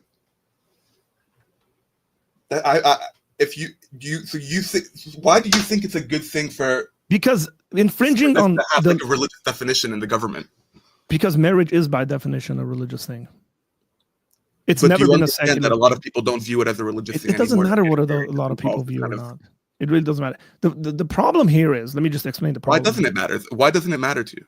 Because you're a relativist. That's why it doesn't matter. Is that I'm having a conversation with someone who is a relativist and doesn't think the words have meanings and definitions and values, and those things can all change. And so therefore we're not speaking the same sort of language, if you understand my meaning. Well, you're kind of adhering to the same fallacy by having such an essentialist definition. What's the fallacy? Well, that you won't even recognize that these two things aren't mutually exclusive. That they are mutual. That there is a difference between the religious and legal definition of marriage in this country, and that's been a thing for the last few decades, or whenever it was. I guess since 2010. Yeah. Whenever it happened. How old are you? I'm 26. 26. Yeah, there was a time where that wasn't the case. And you would have to agree with me that when there was a time that wasn't the case, you would have to agree with those definitions and be completely okay with it. And you couldn't say they were wrong. Because that's the way that society agreed on defining things. Well, you could recognize that was the reality, but a lot of people recognize that was a morally wrong thing to do. That's why we undid it. Based on what standards? Gay marriage. Based on what standard? The standard that homosexuals could be good people and enjoy the same legal protections of marriage as straight couples. I don't really disagree that homosexuals. Bro, you got to let me talk, man. Like seriously. I feel like I'm letting you talk and not as much as you need to. Yeah. Well, if you don't want me, you can kick me off the show. Yeah, I don't want to because I would prefer to have a normal conversation with you. But you seem emotionally riled up. This conversation with you because you don't understand that there's a difference between the religious definition of marriage, going to a church and getting married, versus going to a courthouse and simply getting married so you have the same legal and tax protections that the government recognizes for what you would say religious couples. Why shouldn't those protections be allowed for same-sex couples if you were for actually people who listening aren't to me, religious? if you were actually listening to me, you would have heard me say I'm completely fine with homosexual couples having civil unions and having all those protections. I said that maybe 10 minutes ago. But getting married has a new modern definition, like going and getting married and having a wedding. Yeah, this is why I don't agree with relativism. But why should it be separated? Why should there be a special, distinction for like a Christian marriage? Don't you think that kind of excludes a large portion of the population away? Yeah, I don't know what you mean by Christian marriage. These kind of groups? Marriage is marriage, regardless if you're a Christian or not. I think I'm just kind of confused by your definition of marriage. Marriage is the union between a male and a female to establish a family. That's what marriage is. It should only be between a male and a female? Yes. That's what I've been trying to say when I say by definition. So and this is why I would say you can't call what homosexuals the marriage. That? So how does changing the legal definition of marriage, how does it kind of protect your religious definition of marriage? What excludes anything other than that from being called marriage? But why should we even go through the trouble of making that a definition, like in the government here? Because that's been the definition historically. That's been the definition. But it isn't now, and it's a good thing that it isn't now because cool. Let's just say I agree with you. Let's just say I agree with you. How wide would you be able? How wide are you willing to open that door to all sorts of other things being considered marriage? You won me over. Talking about like child marriage and stuff like that now? No. I'm talking about polygamy. I'm talking about polyamory. I'm talking about all sorts of stuff being considered marriage. Why can't me and 8 of my friends decide we're married and get all the tax benefits? Well, in that case, then you're kind of abusing a tax system. So what? Who cares? That's beyond. Yeah, but that's beyond like the legal. That's like there's legal protections for everything in terms of like abusing the system, and if there isn't, there's obvious discussions to be had of people kind of abusing the system. I think saying like these kind of weird and obviously very rare examples of like having 8 wives is kind of just a deflection to the. It's not a deflection. There's people in this country who legitimately want to have multiple wives, both religious and non-religious. Okay, so there's secular people that want to have more than one wife. Polygamy's on the rise. There's people. Why shouldn't that be protected? Polyamory's on the rise, and people want to have group marriages. Okay. Why are you excluding them? Are legitimate questions to ask. Well, you're saying these are legitimate questions to ask, but do you really think there are more than like 100 people in this country who want to have more than like 8 wives at a time?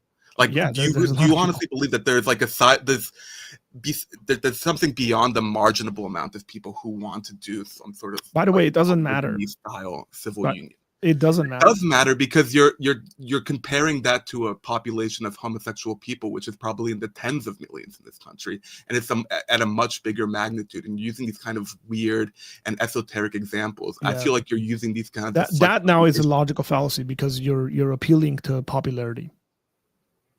What do you mean I'm appealing to popularity? It's the fallacy of thinking something is correct or should be a certain way because there's a lot of people that want it or believe in it. Well, yeah, that makes sense because there's a large. It's a fallacy. I know it makes sense. It makes sense to you because it's a fallacy. It's an actual loud logical fallacy. Don't you think that it's relevant to understand that because you're affecting such a large amount of people that it's not worth having a discussion of like, what about this imaginary kind of case I'm making in my mind where someone wants to have 10 wives and I'm going to use that. That's not imaginary, man. Do you realize there's like millions of Muslims across the world that have more than one wife in their countries? It doesn't matter if all Muslims, not all Christians are married. So what? I would even argue that a small portion of Muslims, especially in American society, even do that. That's because they can't do it. I know a lot of Muslims. I don't know.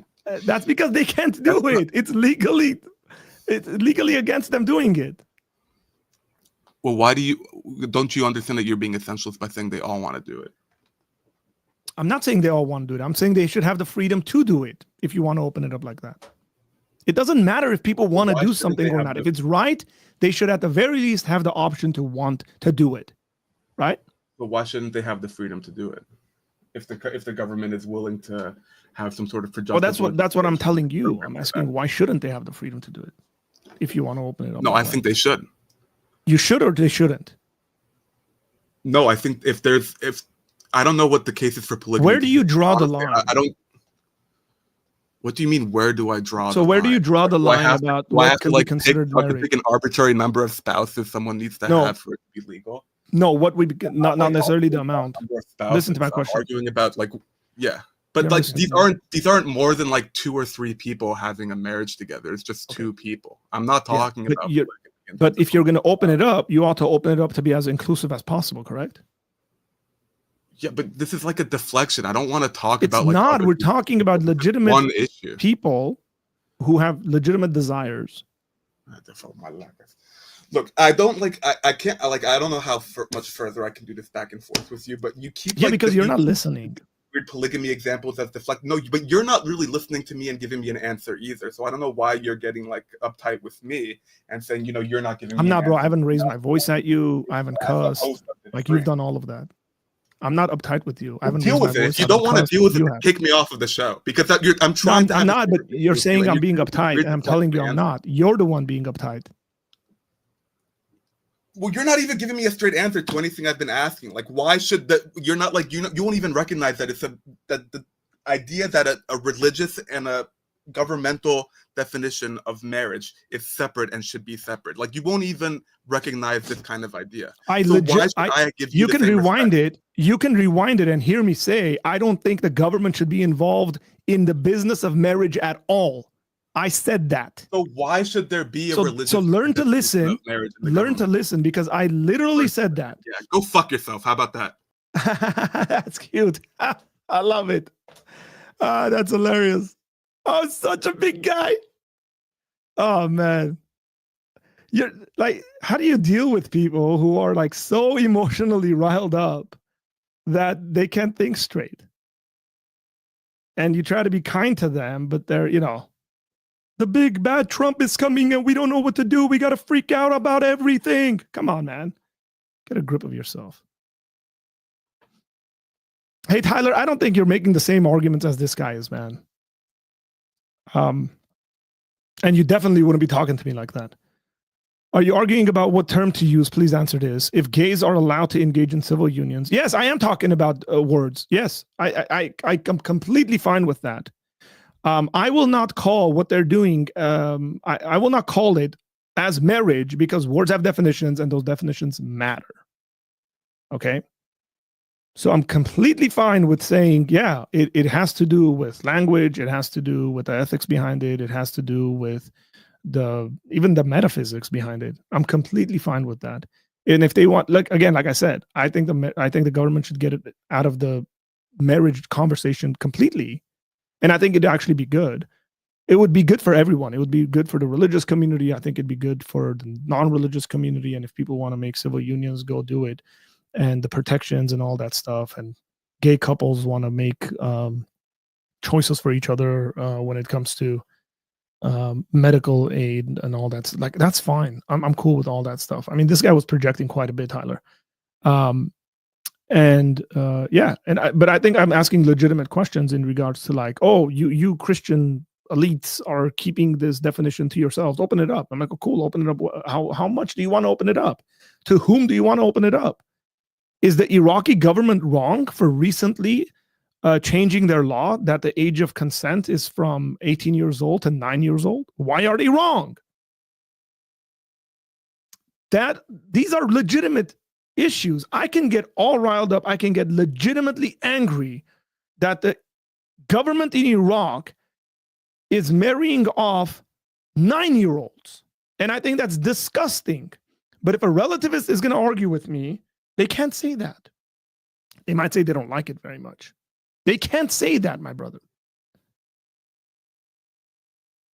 Okay. And it's interesting that I'm having a conversation with someone.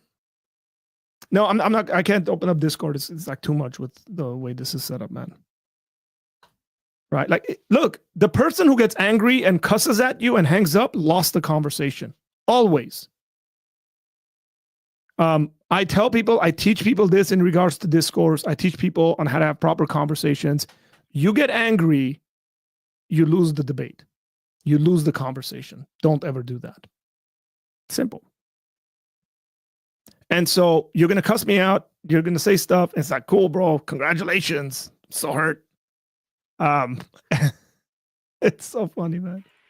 Connor, how you doing, man? Your internet's back. Yeah, I don't know what happened. Sometimes it just does that, which is weird. It doesn't do that over Discord or anything, which I guess just proves that the world wants me to be a no-life. Right? Now, ladies and gentlemen, you might want to pay attention to this because Connor's conversation with me previously that we're having, and I'm sure the way this is going to go is ridiculously different than the one we just had because Connor knows how to think and speak. It was a little frustrating to watch, in my opinion. But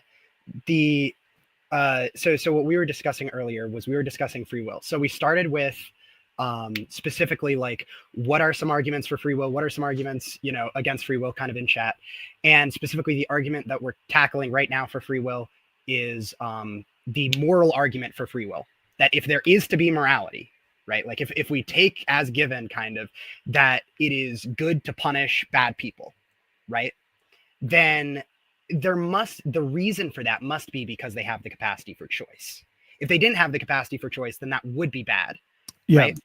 Well, it becomes oppressive. It becomes a dominance of power and stuff like that. I mean, you can't even say oppressive because then you're assuming oppression is incorrect or something.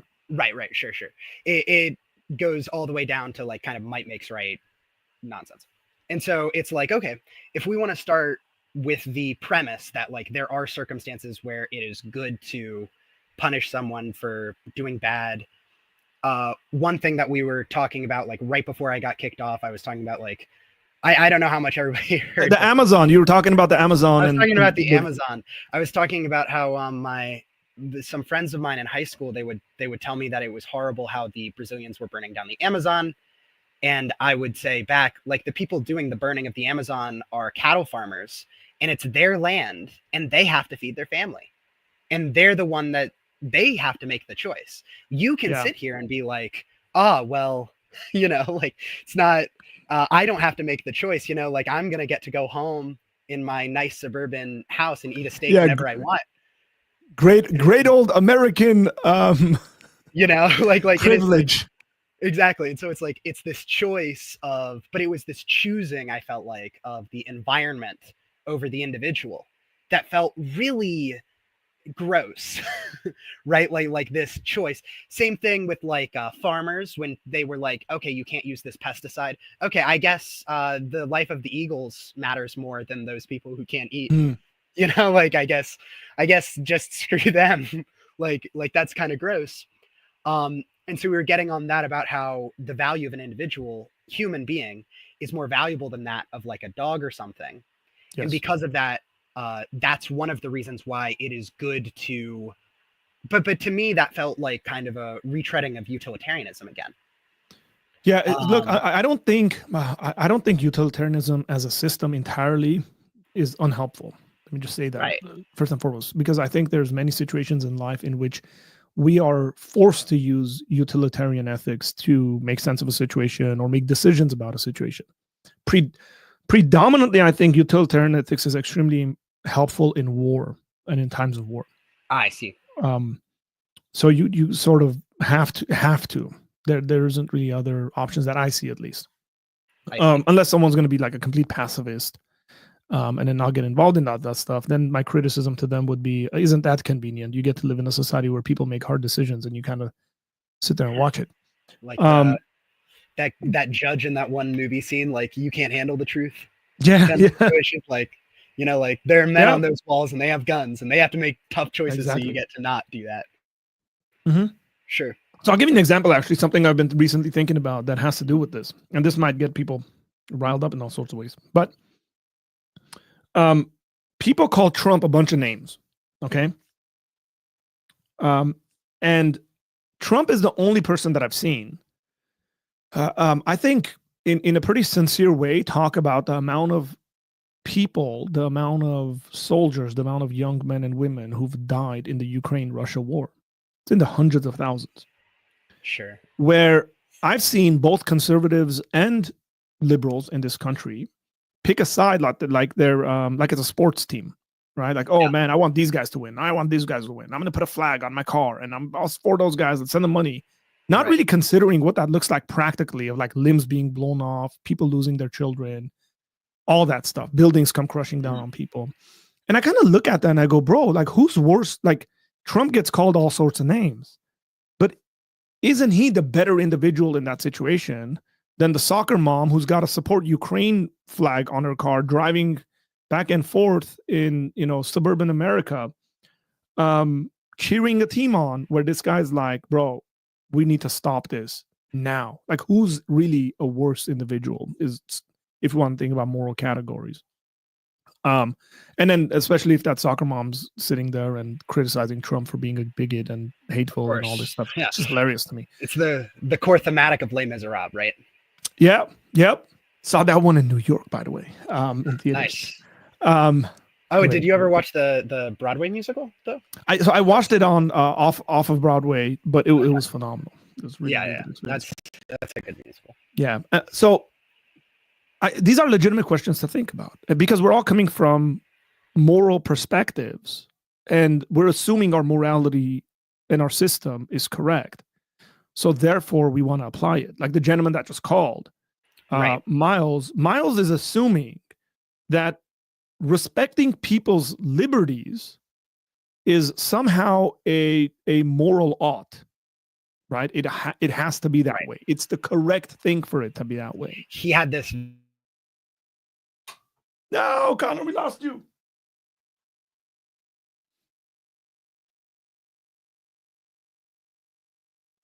Really? Can you hear me? You're back. You're back now. You said okay, he had cool. this. He had this way, and then I just stopped existing. It's so weird because from my end, nothing happens. Like it's just like I'm still talking, you're still responding. It's like whack. Oh, that's really weird. But no, he had this system of values, right?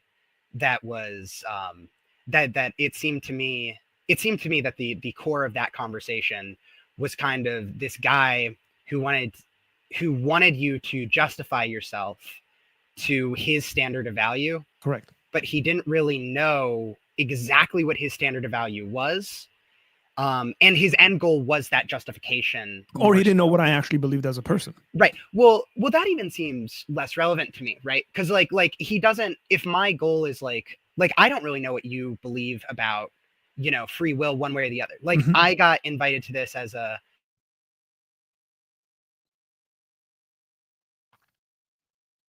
We're gonna wait to see if it comes back.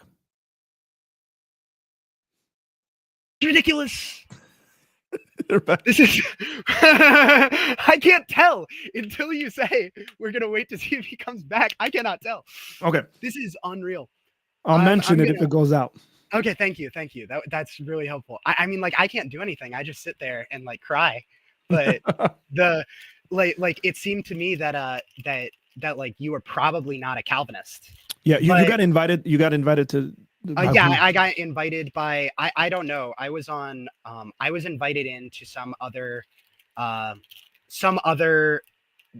Discord server for talking about theology and philosophy, because I was talking about specifically that I was talking about like objective systems of morality.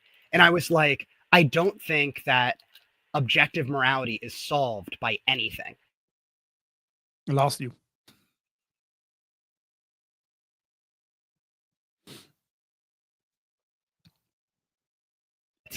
Can you hear me now? Yeah. Okay, cool. I don't think that objective morality is solved by like it's as simple as saying, okay, there's a God who tells me what good is, or like what I should do. That's not sufficient. That's not adequate to solve the problem of objective morality. Because you say like, okay, cool. Why are you doing what he says?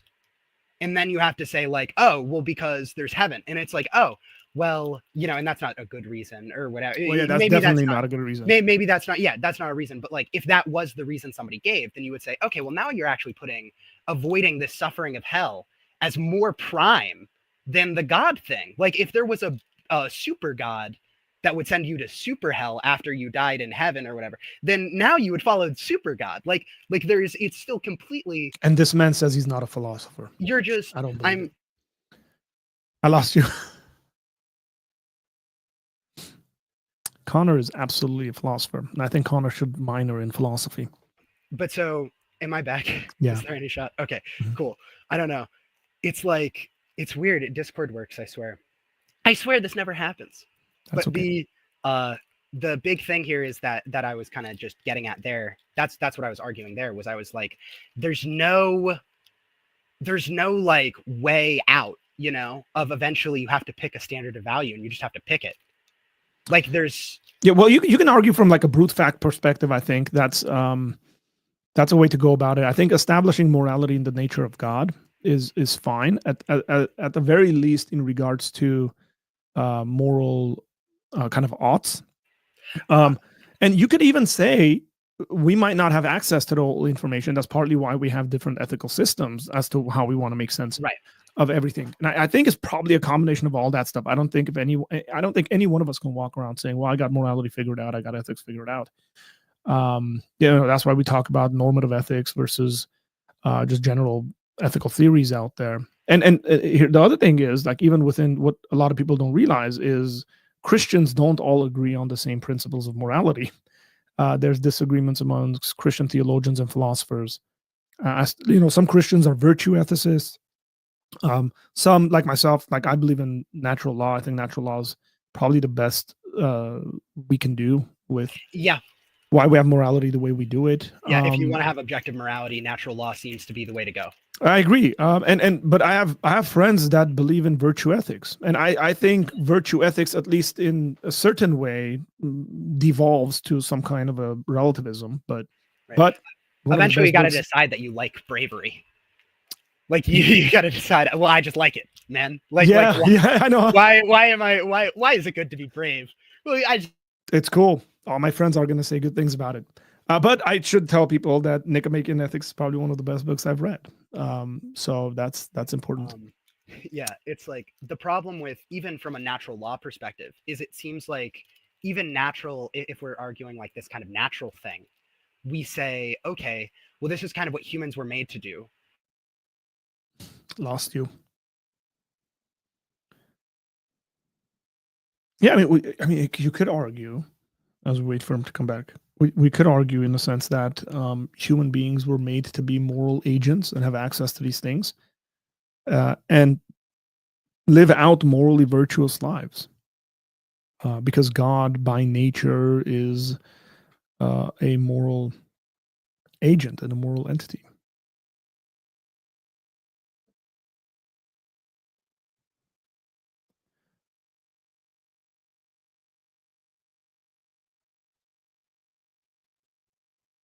Discord is graded as StreamYard.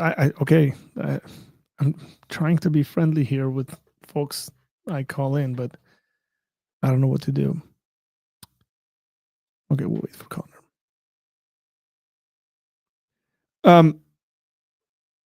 Taylor, you said I was being condescending to the guy. I don't think I was, man. I think I let him talk. He clearly was upset. Sometimes here's what I think. Frankly, is there's people that don't have people to talk to. I don't think that gentleman has any conservative friends. I can almost guarantee you that he doesn't have any conservative friends. And what ends up happening is that people hold these things in because they don't have good friends they can talk to. Like, I have liberal friends I can talk to about this stuff. Okay. And we have fun conversations and we disagree, and then we have coffee and lunch together, and life is fine and great, man. Like, right. And then what ends up happening is they'll find someone like me who's on the internet, and they're not interested in actually pursuing truth.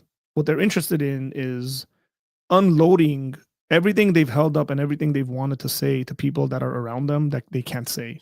Because maybe if they said it the way they were going to say it, they might get smacked upside the head, frankly speaking. Because look at his end comment and result, right? It's easy to say that behind the screen, and like I didn't kick him off, by the way. He said that and he turned himself off. I would have let him talk. So, and then they kind of come and they're not interested in actually having a proper dialogue that's going to result in growth and understanding, and you're actually presenting a case, defending the case. So you have a combination of like 80 things, right? The combination of panicking over the recent elections, the combination of outrage culture, things aren't going the way. You might have friends and loved ones that might be affected by the various things. And then you want to essentially dump it on someone. And I just don't think, like I can sense that, man. I can smell that stuff from a mile away as to what that's what's happening. Right. Connor, I'm going to bring you up right now. Hang on. Let me see what Taylor's saying. He says, I don't think there's a fact of the matter about whether a person is condescending or not. I said Arthur came across condescending. Okay, fair. That's fair. I think both were being condescending at various times. Okay, that's fair. I don't think I was trying to be, and I didn't want to be, but I don't think he was really interested in having that conversation. Jerome says the conversation is necessarily impossible, though. There's a core meta-ethical disagreement. Probably this guy using words like meta-ethical. You're right, Jerome. You're absolutely right. But again, would the individual that's in front of me, would they be willing to have a conversation? Do they even know what meta-ethical means, my friend? I don't think so. That's the problem. I wonder. You're back, Connor. You're good. Cool. Yeah, I wonder what StreamYard is about. These guys that wish to destroy my computer, apparently. But no, like it seems to me on the topic of the previous conversation, it seems to me that the primary objective was not to reach an understanding, right? It was to get you to agree with something, right? It was to get you to specifically like denounce a demographic of people. Yeah, you're very, very observant. And it was like that was the objective. And it's like, okay, he doesn't have to actually be on the meta-ethical same page as you for you to have it like I'm sure we disagree, right? Like, so like right then before I said like, well, I think if you want to go with objective morality, I think that that's the way to go, natural law. And then I was like, if that's what you want to do with objective morality, like me personally, probably what I would say is like, okay, it makes sense to try to figure out what like for me, I'm trying to figure out what is in the nature of me to want. But like, if somebody else says, well, no, I'm just trying to figure out like what the nature of me is to not want, and then go do that. Like, I'm going to go make myself suffer as much as possible. And I'm like, oh, why? like, why would you do that? But then they want to go do that. I can't really say that they're like, I can say that by my ethical system, they're wrong, but it's difficult for me to say that like, in the same way that 2 + 2 isn't, or is 4, that their standard of value is wrong. And you would probably disagree with me on that. And you would say, no, there is this objective standard of value, but we can still have a conversation about ethics, right? Like we can still talk to each other, because it's not my objective to get you to kind of bend the knee to me. Right? Like I'm king. Yeah. No, I agree with you. So I think it's fair if I'm having a conversation with someone who just says, look, I just think frankly, Christianity is not true. Like I could have taken that conversation in this direction. The guy told me he was an atheist agnostic, then said he's a Christian. By the way, people might not be used to that kind of language, but by the fact that I knew he was ethnically Greek and what that meant, I know exactly what he's talking about. Yeah. But then he goes to disagree with the entirety of Christianity. Yeah, I didn't catch that he was meaning it like. Lost you.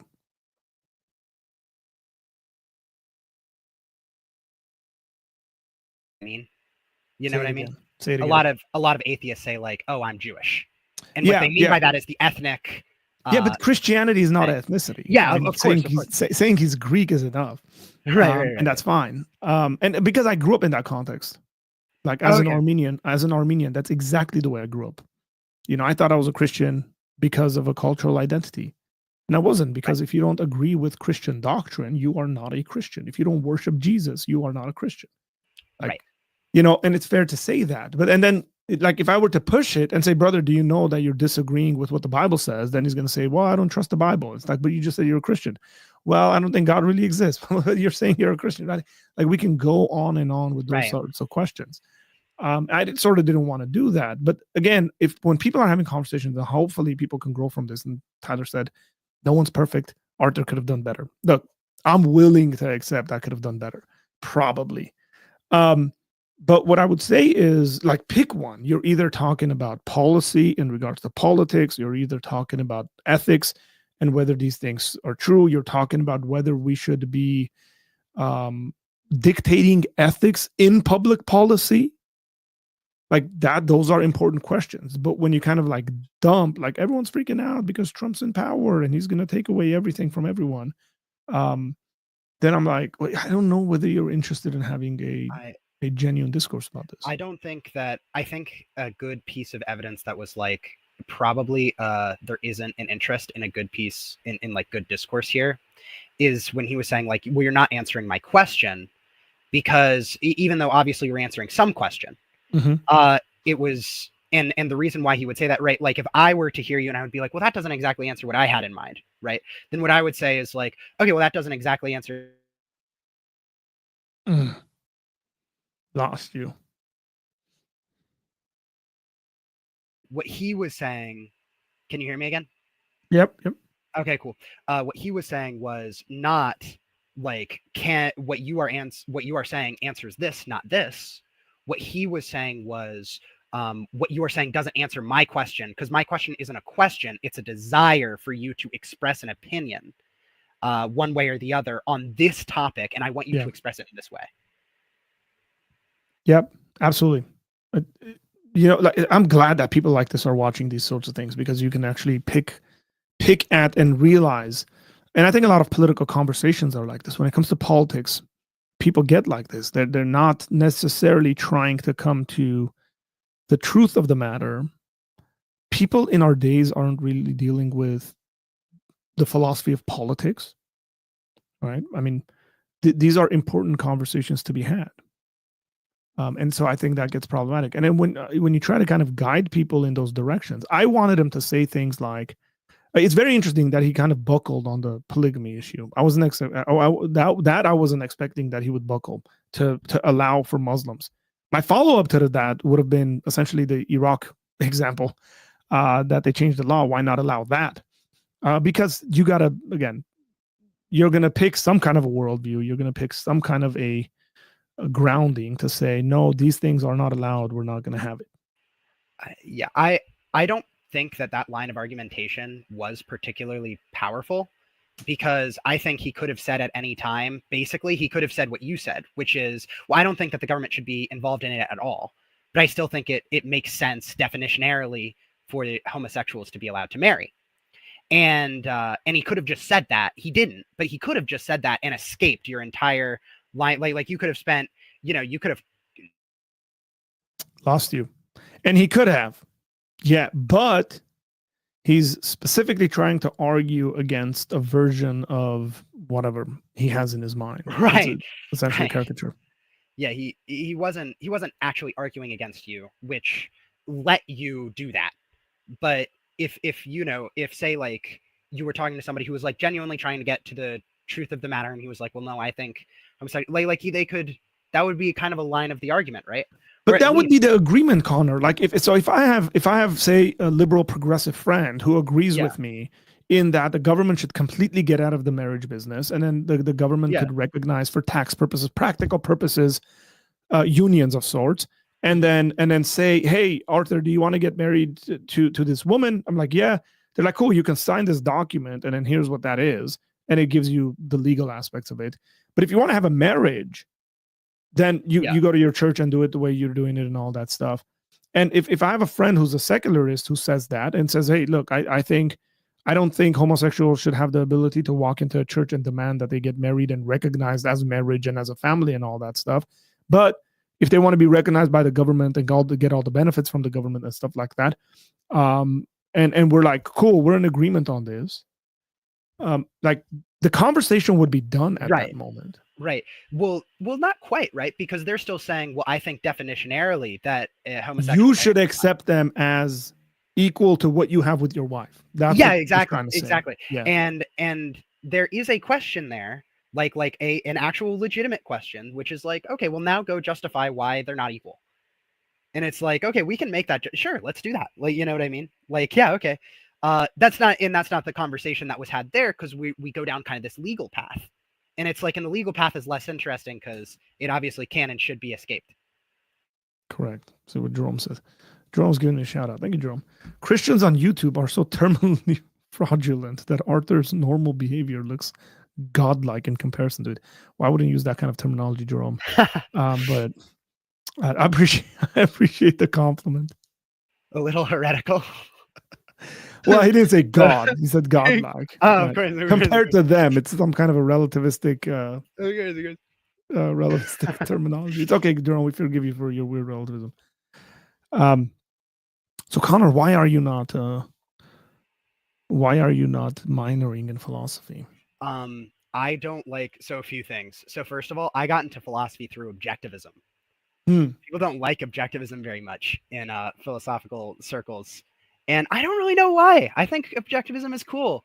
I actually, most people I think that have a run-in with objectivism and then leave say, I disliked how sociopathic it was, right? And I realized that I like love. Lost you.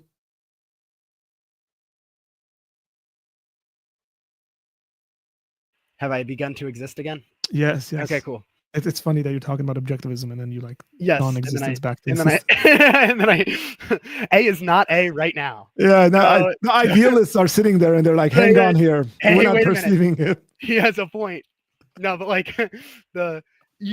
Like, and so the thing is that that like for me, I just realized that objectivism, I felt like the whole rational men are never in conflict thing, I felt like that was wrong. And that's kind of how I got away from it. Not so much anything else.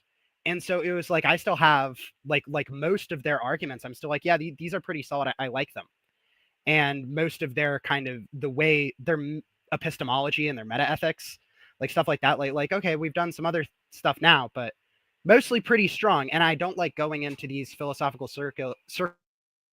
Lost you. Till he gets back. Types just to clarify. My critique is something more like, if someone is getting emotional, it usually doesn't help them calm down. If you say, calm down, you're getting emotional. That's very true. That's fair, man. That's fair. But yeah, that's fine. I'm not going to. Connor, you there?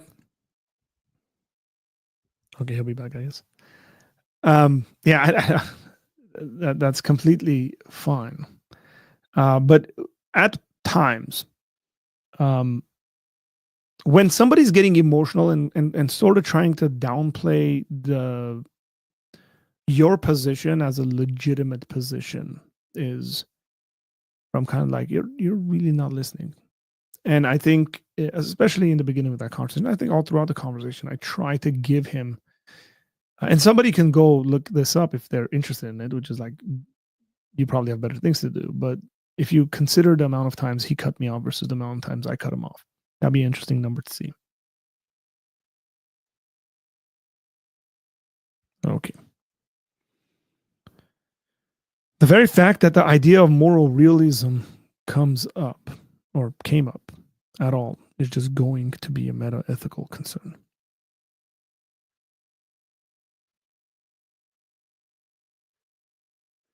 Two hours, 20 minutes. I will be back tomorrow. I'm going to do my best to do a stream before my stream with because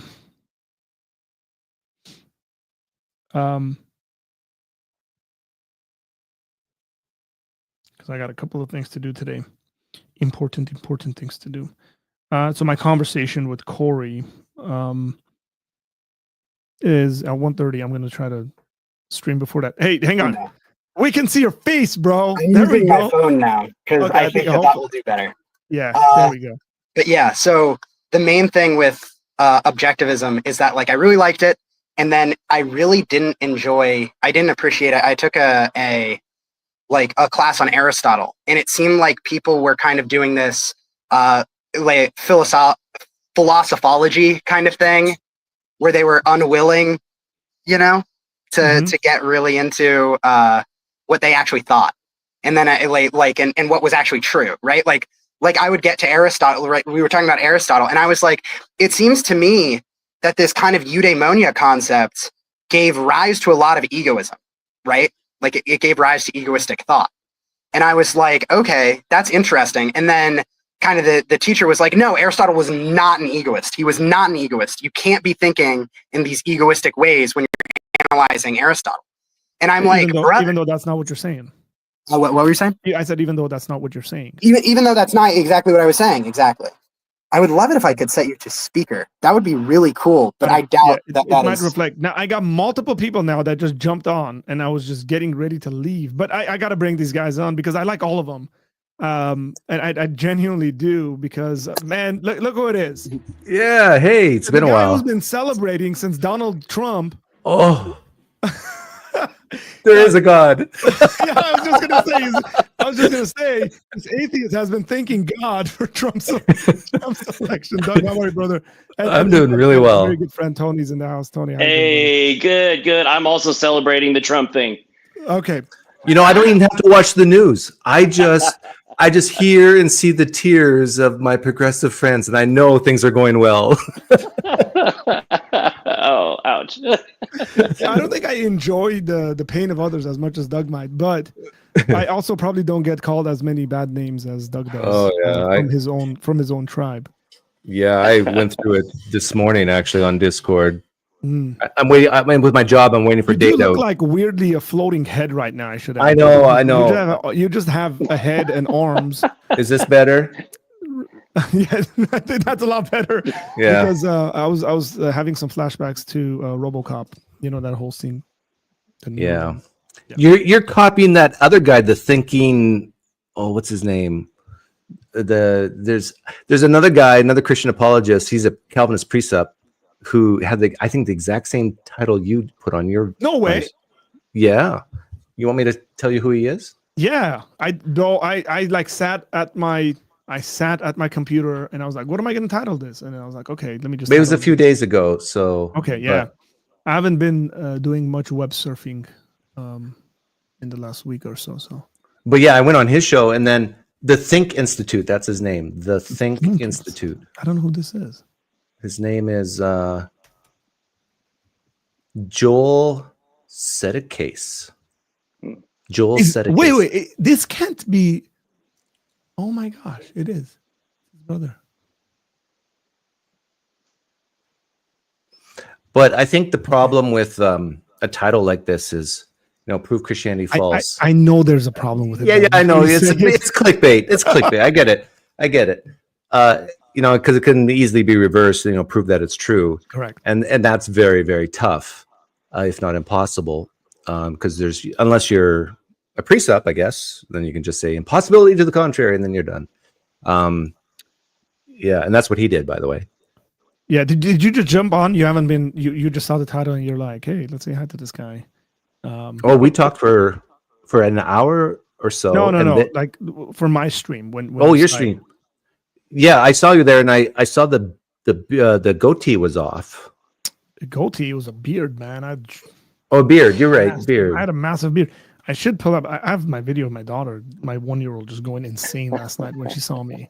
I'm trying to think if I like you better with the beard or not. And I think I need some time to reflect, maybe do some research. I think it's just two different looks, right? It's just two different looks. Yeah, by the way, I should say, I think this guy, Joel, who runs this, is Parker Sedicase, who's got like a bunch of channels, but he's got like 3 MAs working on his PhD. He's also, I'm pretty sure Parker's a precept as well. He has a channel called Park Notes that like took off like insane. He's teaching people how to take notes. He's been on my channel. Really, really good guy. This might be his brother because they have very similar. Could be. Let's just say Parker has an amazing mustache. Then Cy Ten Bruggencade joined us. Like he saw I was on, and then he hopped on, and he's been like missing in action Yeah, he's for been MIA. a long He said time. he's stepping away from. But my appearance brought him back to life. Like I raised him from the dead. It was me. I did it. I should say, for the most part, I don't know what that is, but the atheist agnostic crowd from your channel that have ended up on my channel have been just refreshing individuals. Well, you know, they say birds of a feather flock together, and I hope I attract maybe more the type of atheist who doesn't have a stick up their butt, who just don't hate Christianity because it hurt them, and they're more reasonable. And I think a lot of atheists who watch my channel agree that there's a lot of great things about Christianity. Yeah. I should say, I think because you brought it up and I hadn't brought it up. Look, to tell people to prove Christianity is false, it's probably not the best way you want to formulate. Like if it was a debate, you would never formulate a debate like that, right? Yeah. But there's an aspect of putting it like that where somebody who's maybe on edge a little bit who'd be like, yeah, I'm going to show this guy. And then, well, it's actually an IQ test in a way, because if someone comes in and immediately starts talking about first cause and philosophy, they've missed the point, because we're talking about Christianity, not deism or a God existing. It's about a man who claimed to be God and died and rose again. And that's really hard to disprove. Yeah. Well, because it's true, don't you know?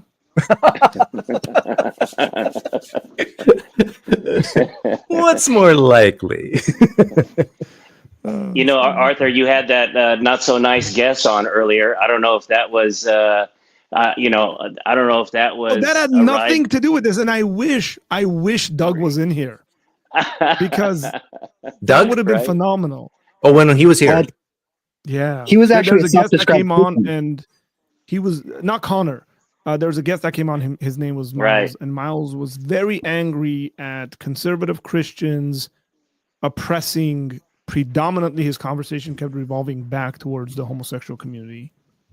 Yeah, and for the people, why anybody should pay attention to this sort of stuff. Well, if he's still listening, I'm a conservative, and I have a gay friend, so everything's fine.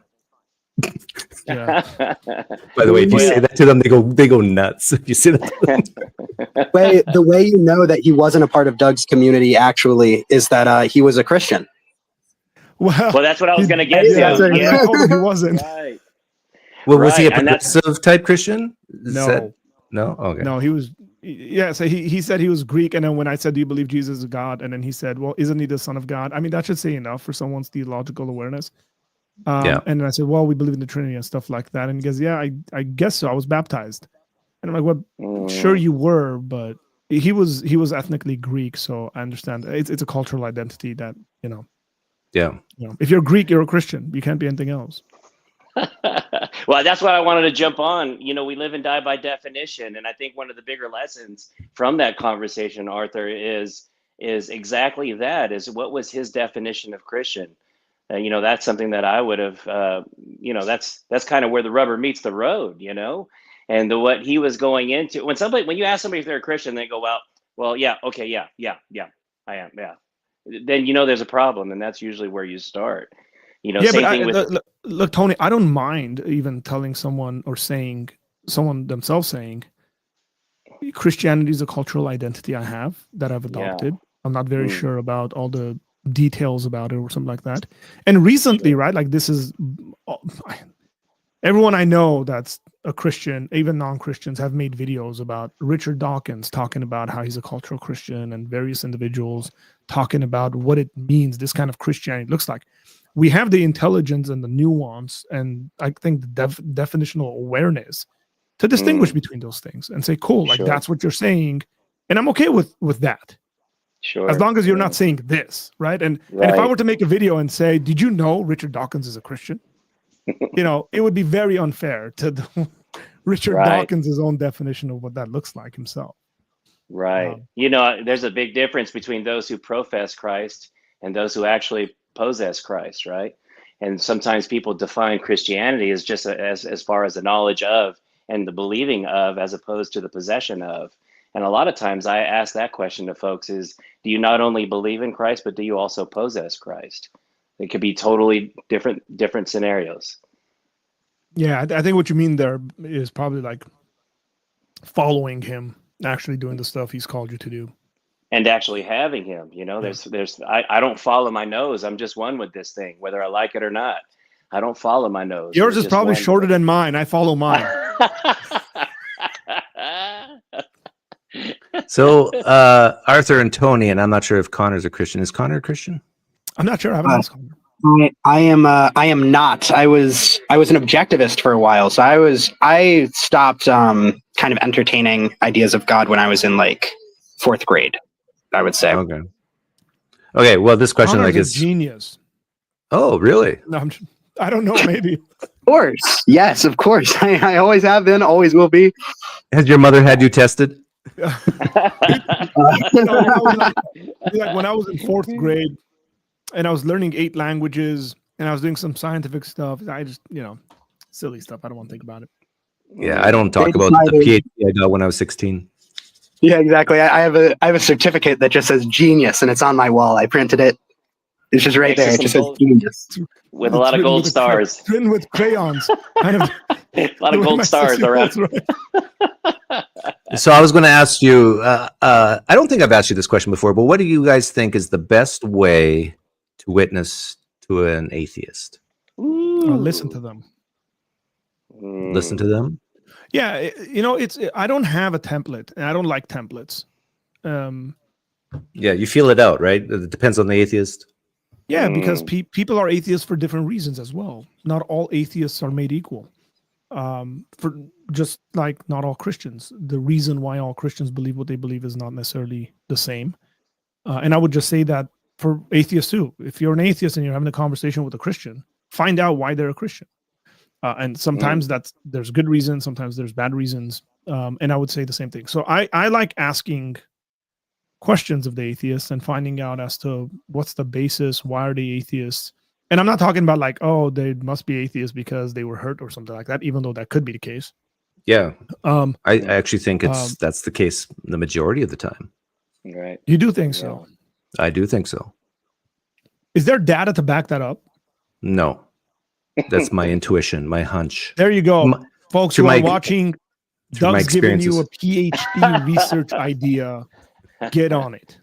I guess you could do a poll, like you would have to ask, I don't know, 1,000 atheists who used to be Christians, why did you leave? Maybe it is out there.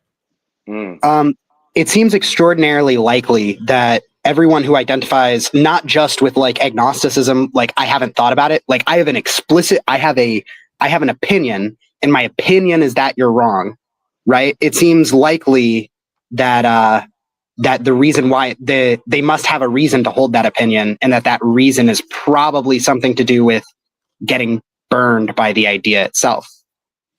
Yeah.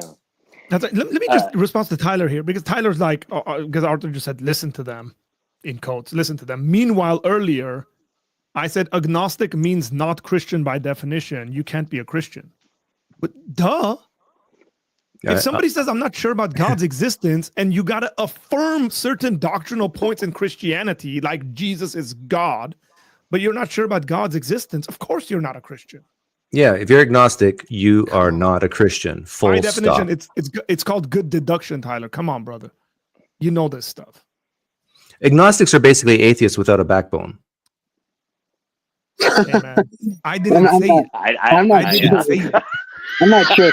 I mean, like, that's gonna get clipped, dog. That's gonna get clipped. It's true. It's like they don't live the life like it's true, right?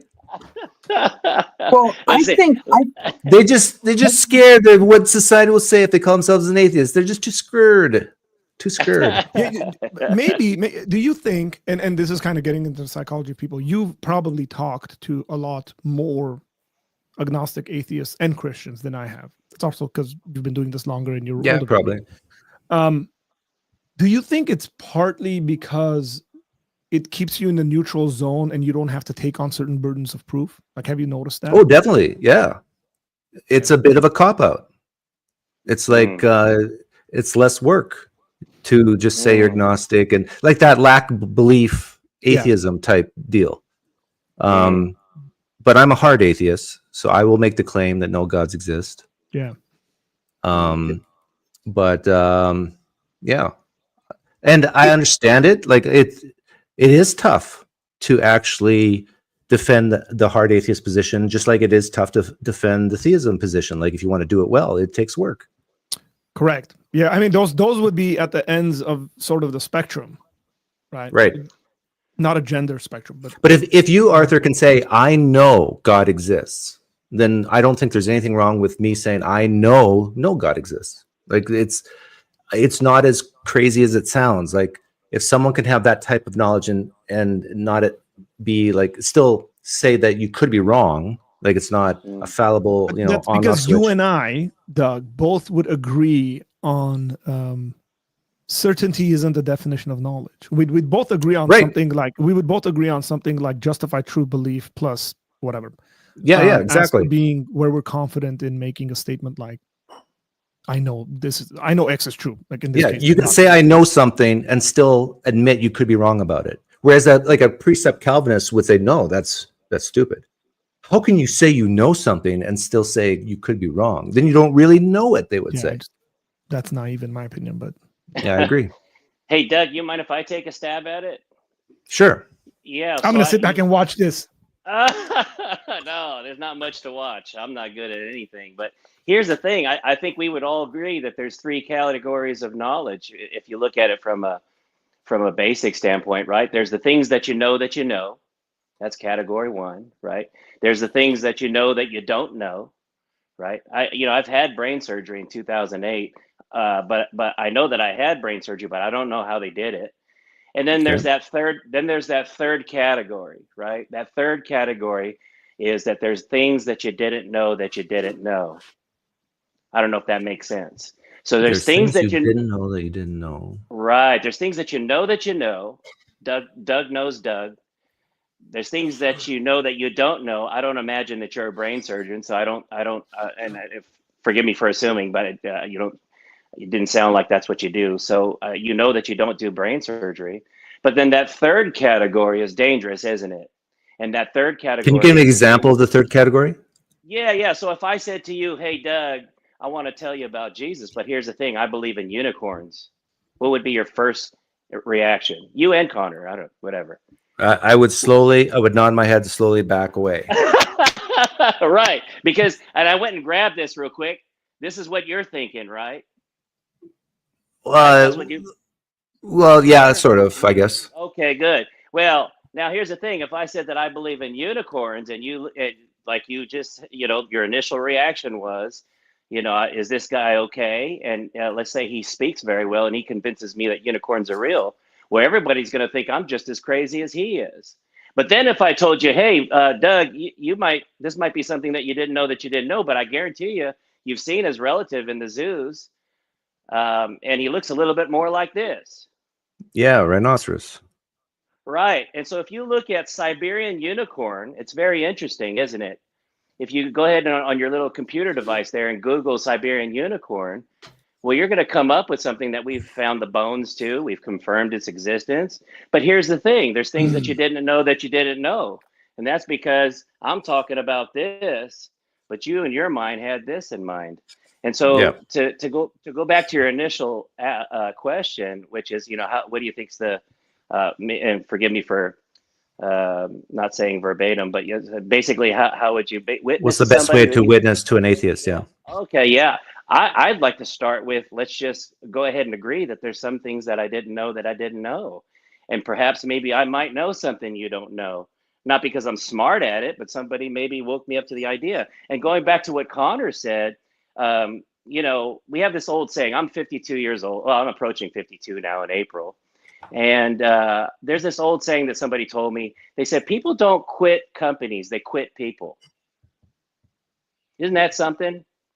People don't quit companies, they quit people. In other words, typically, if you think back to the jobs that you've quit, usually you had a bad boss, somebody you didn't agree with. Maybe the environment wasn't all that great. And so sometimes when people say, well, I used to go to church, but I left church because I just don't believe in the God that they were teaching. So did they really leave? or did they just leave that person's teaching? What would you say to that? Well, yeah, that could be a possibility, or they could have just for reason they learned something that made them disbelieve that Jesus rose from the dead. That could have happened. We've got a lot of stuff like that, and I'll tell you, you know, my father was an old Southern Baptist preacher, so I grew up like many Baptist preachers' kids, hating the Bible because all the scripture we had to memorize and the way we had to carry ourselves when we were at church. And not always was you know, he wasn't abusive toward me, but not always did he carry himself at church the way he did at home. And so there was a lot of confusion with that. And so I didn't really have a really good feeling about this thing called Christianity. And it wasn't because the truth about Christianity wasn't real to me. It's just my impression or my understanding. There was things that I didn't know that I didn't know. Nobody told me that Old Testament and New Testament meant Old Promise and New Promise. I just thought that Old Testament meant first half of the Bible and New Testament meant second half of the Bible. Nobody told me. I think I know where you're going with this, Tony, but here's the thing. Do you think someone could know more about the Bible, about Christianity than you do and still reject it? Well, I think everybody knows more than I do, which is why we're not supposed to lean on our own understanding, Okay. right? I think I'm just, you know, if you think about it, I think Jesus gave a very basic example. You are the branches and I'm the vine. He who abides in me shall bear, not produce fruit, but bear it. I'm just a dumb branch. And branches don't, good branches anyways, we don't abide in other branches. We just stay focused on the vine, and whatever he decides to produce in and through me, well, that's his business, and he should get fully rewarded for that. Well, Tony, I've told people what would change my mind about Christianity. I think I've told Arthur, or he's seen it, and a lot of Christians hate my answer. That's okay.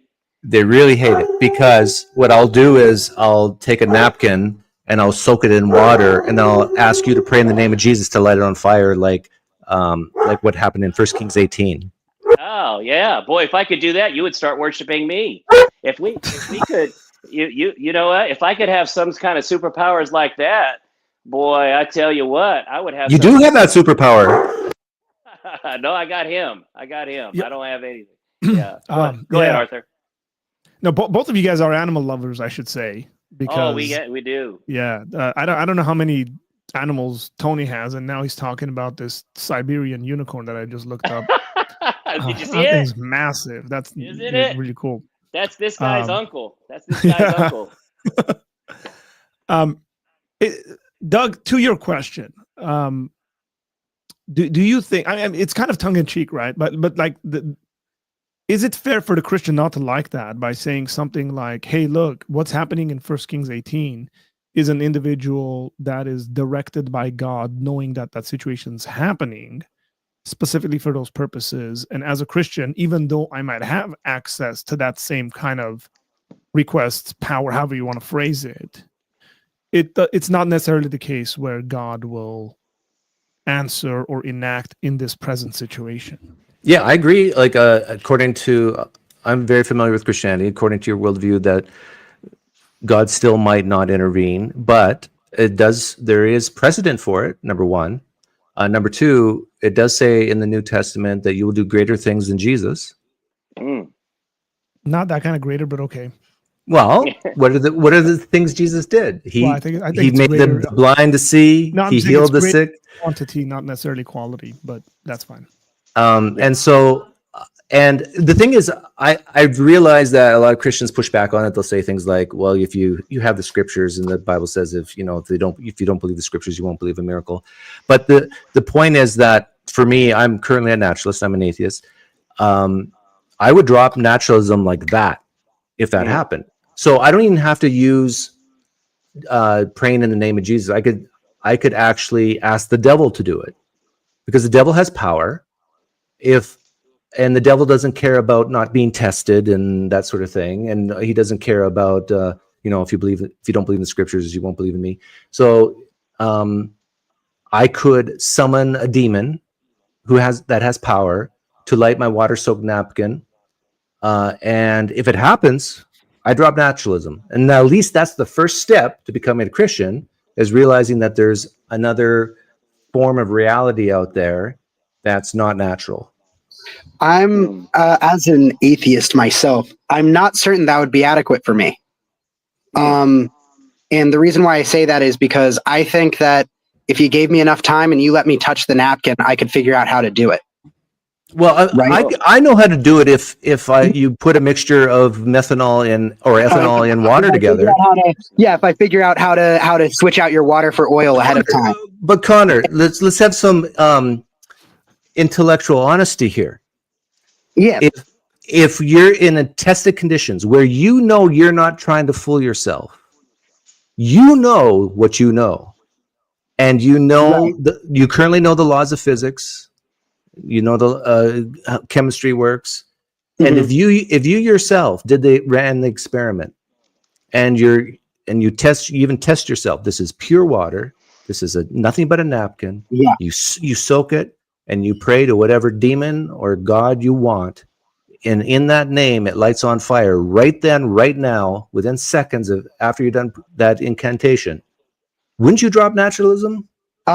Perhaps if you added enough like constraints that I was like, man, clearly I either don't know what the effective cause was, or the effective cause was the prayer, then I would have to say that like now a part of the natural world must include whatever caused that thing to set on fire. And so it seems, though, but I'm not talking even about 100% certainty. I'm saying, what's your confidence right now that any type of spiritual realm exists? Like 1%? Right. So wouldn't it go up to 51 at least? In interest of being non-pedantic, I'm going to give a number like 99.99 or something.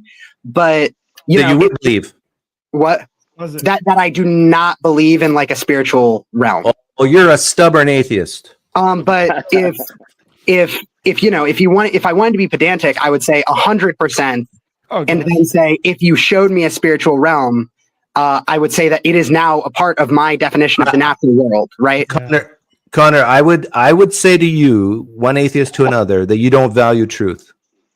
That because the evidence is staring you in the face, you will still not accept it. You're stubborn. Right. Yeah. I would say that that's probably true. I've actually thought about it a lot.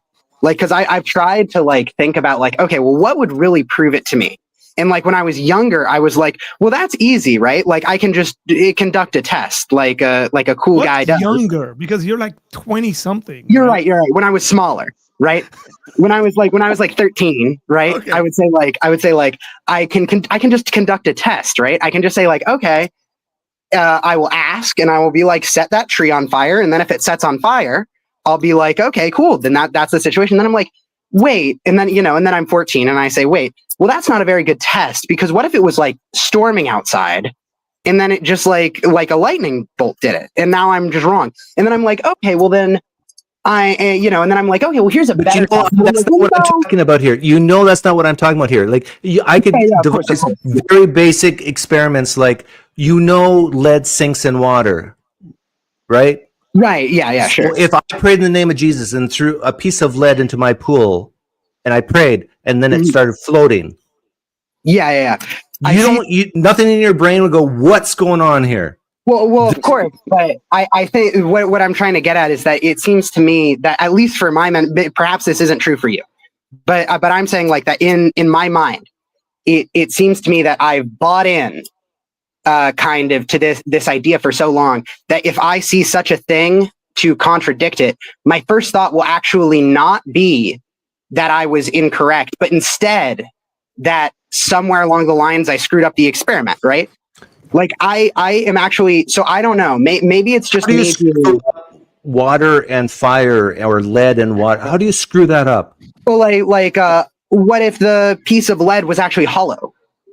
Well, this is what I'm saying. I'm saying you test it first. This is lead. It's not hollow. It's a pure piece of lead. This is water. You got the basic test down, and then you run the test. And then the only thing you change is the praying. Right. I would respect it if you said, well, okay, in this case, the laws of physics as we know it have been broken, but I'm still not convinced it has to do with supernatural. Right. Fine. If you say that, that's fine.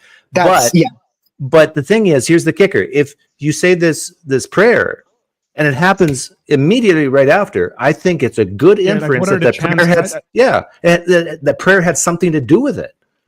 Yeah, that's fair. I mean, I don't think it's I think that if somebody were to say like, oh yeah, well, I did this prayer, then I ran this experiment, and then it happened, and therefore I believe in God, right? Or at least I believe in the power of this prayer. Perhaps it's not God, perhaps, whatever. But or I, like, I think that that's fair. I am, and I think that that makes sense. And perhaps to some extent, I'm like, that's probably the belief that makes sense.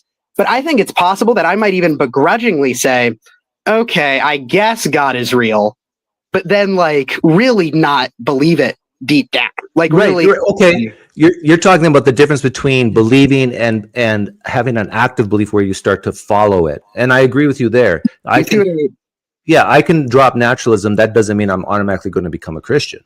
That just means I believe in some type of existence that's other than natural. Right. But wouldn't the first thing, like, I'm just thinking like, okay, so you do this, you pray, and it immediately lights fire. Isn't the first thing that you say probably, right? Immediately you say like what does your brain go through? You say like your mind, at least. You say like, it caught fire. That's weird. Is there a physical explanation for it? And then you're like, no. And then you're like, okay, well, maybe my understanding of physics is wrong. And then you go through the whole thing. Really? I feel like it's just, I just don't think you live your life like this, Connor. No, me neither. You have so many in your own personal life, Connor. You've seen that water douses fire again and again and again. And you're not going to say, maybe I just got it wrong, that maybe water doesn't douse fire. You're not going to do that. Wrong. Really, like, I think, I mean, it depends, I guess, what is more primary, right? But like, what I'm saying is, like, haven't you ever been argued before? Like you've been out-argued, right? You've been completely outgunned. It's never happened to me. No, Doug's never been out-argued. It's never happened. Been watching his stuff for a while. The most someone's done has been me, and it was a tie. Yeah. Wow. You guys both have genius on your wall, and it's in bigger font. And it's like, there's no opposition on the genius switch here, I tell you. Right. So like, you've gotten argued into a corner before or into a position, and you just know, like, you don't have any reason at this point because you've been argued, but you just know. You're like, okay, what this thing that I have done has proven is that I am not as good at arguing this as I thought. But my previous belief is still undeterred. Like I still think the thing. And then you go back and you go home and then you do more research. And maybe eventually after enough of those situations, you're like, I'm wrong. But most of the time you go back and you get a better argument. And then you're like, okay, now I feel better again. Or you, the problem is that this is what's wrong with scientism, number one. And the other thing is that if we were to use that criteria for you, Connor, you couldn't say that you believe many things to be the case. Like you wouldn't say you know a lot of stuff. That's probably true. Yeah, like it's extremely problematic to you making knowledge claims. Even your own existence, or forget your own existence, at least the existence of us. It is certainly the case that my standard, or that the standard that I'm presenting here, which isn't, by the way, I'm not saying that this is like a good standard of truth. Yeah. I'm saying this is the standard of truth that, like, I think I have on this topic, not in like a kind of, but like in a way that I'm like, if the situation were to actually be presented to me, I don't think I'd behave rationally. Yeah, I just think it makes complete sense to me why you were attracted to objectivism.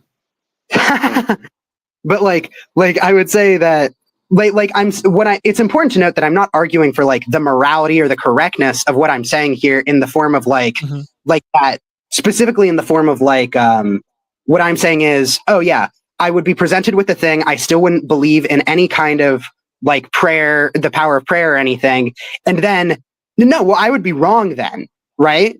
Like I would be wrong, and it would be bad, or at least untrue, that I have this unfair standard of truth, right? That's not good. Hey, Connor, what would change your mind? What would lead you to become a Christian? That's what I'm saying, is that I think perhaps this is more just me telling on myself, and like now I have to figure this out. But like I don't know. Like okay, you don't know. That's a fair answer. However, have you ever asked a Christian what would it take for them to leave Christianity? Of course I have. You are being a hypocrite. If you're asking Christians to try to get them to leave Christianity, and you expect them to give you an answer of what would it take for them to leave Christianity, and yet you are not willing to say the opposite, you're being a hypocrite. That's absolutely true. What's happening right now?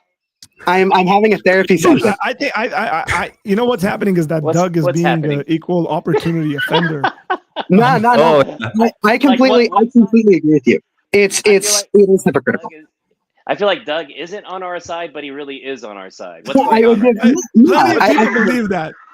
I mean, I'm just consistent. I'm a consistent atheist. Yeah, I mean, that's consistent. I think that and the thing is too, is that during those conversations, I feel so confident that they can't do something like set a piece of paper on fire with prayer, that I might even give that example. But the reality is that if they then turn around and said, "Oh no, I can do that. That's easy," would I really say like, okay, show me this and then I'll believe in God? Or would I really say like, okay, let me think of something harder to do? Like, which would I really do? So Connor's very aware of his own biases and how he would come across on certain things. He's like, if that were to happen, would I give a harder test and watch them? You know, like, so he reminds me of Farrell and his guys. You know, it's like, do this, and it's well, what about this one? You know what would freak me out? It would be if a Muslim were to pray in the name of Allah for it to light on fire, and it happened, and a Christian tried and it didn't. Because I don't like Islam. Right. Yeah. Right. It's like, well, I think if you know, you can even justify that, by the way. Yeah. You could say God worked through. Yeah. Well, God and Allah are basically the same thing in the Old Testament, kind of. Come on. So, yeah. Not in the New Testament. I'm not. I was gonna say, I just think, Doug, you're doing a great job of pushing Connor more to our side than we would do. Well, you know what? I'm getting a sense that he needs Jesus. So, Tony, one thing you should know about Doug and just his channel, if you're not familiar with it. I love him already. Because Doug will tell people straight up, like, you need to become a Christian. Yeah, he tells people to become Christians. You know, I say that Christianity would be better for them. Okay. I say that for a pragmatic reason, and people think I joke about it, but I'm not. Like, I see so many people hurting who lack a sense of identity, who've had bad parenting, that they're a mess, and I actually think Christianity would help them. Yeah. It's the case. Yeah. All I'm saying here, I'm not saying that I have the correct standard of truth.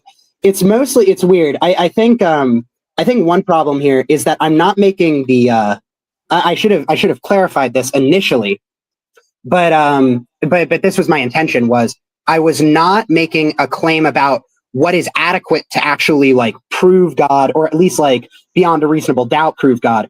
I was saying that it is easy to say that such a thing would prove it to me when I know you can't do it, and it's like.